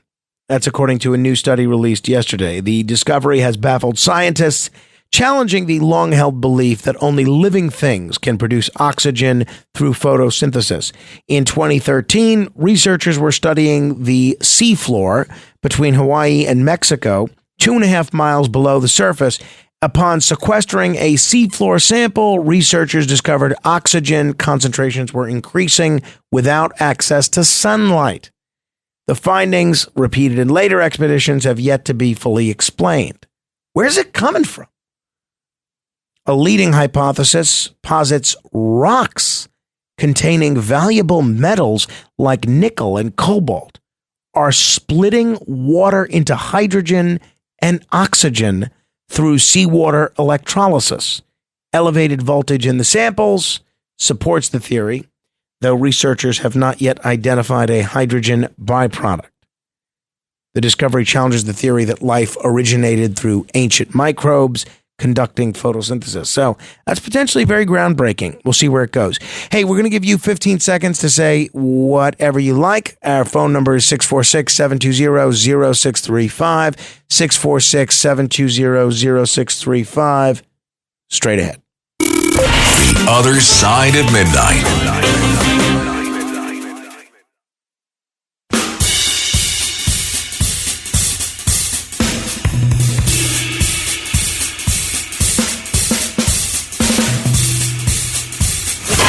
It's The Other Side of Midnight with Frank Morano.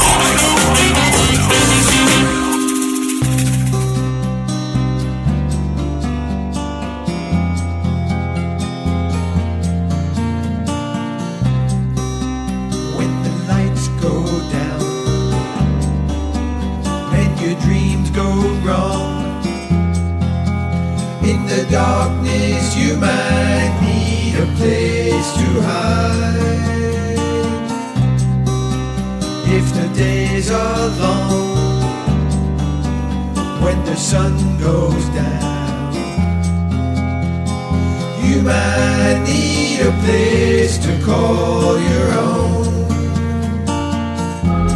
Somewhere out there on the other side of midnight, you might hear. I like this version. This is an alternative version of The Other Side of Midnight by Stevie G and the Electric Blankets. No longer available on the internet.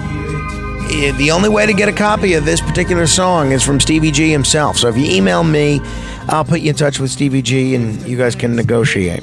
Yeah, honestly, the last few people that have asked for one, he just sends them a copy. So you can email me at frank.morano@redappleaudionetworks.com. That's frank.morano@redappleaudionetworks.com. We'll do 15 seconds of fame in a bit. Tomorrow, we got Dr. Sky tomorrow and Jeffrey Gurian, two of my favorites. I'm looking forward to that.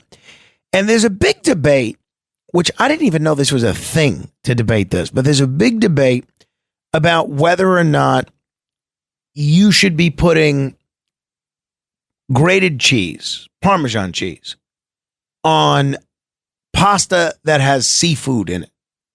My view is 100% absolutely. No doubt about it. No question about it. Like, right? Absolutely. One of my favorite things is to take butter, shrimp, and Parmesan cheese. That sounds pretty good. Parmesan shrimp. Kind of hungry. Great.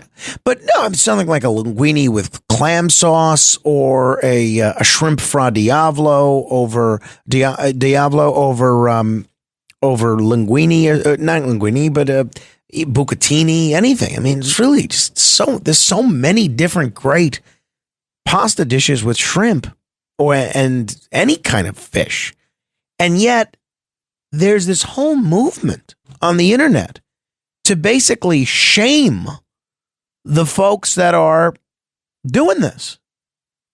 Even my brother, Sal Albanese, who's from Italy, an Italian immigrant to this country, he said he agrees. You don't put cheese on seafood pasta.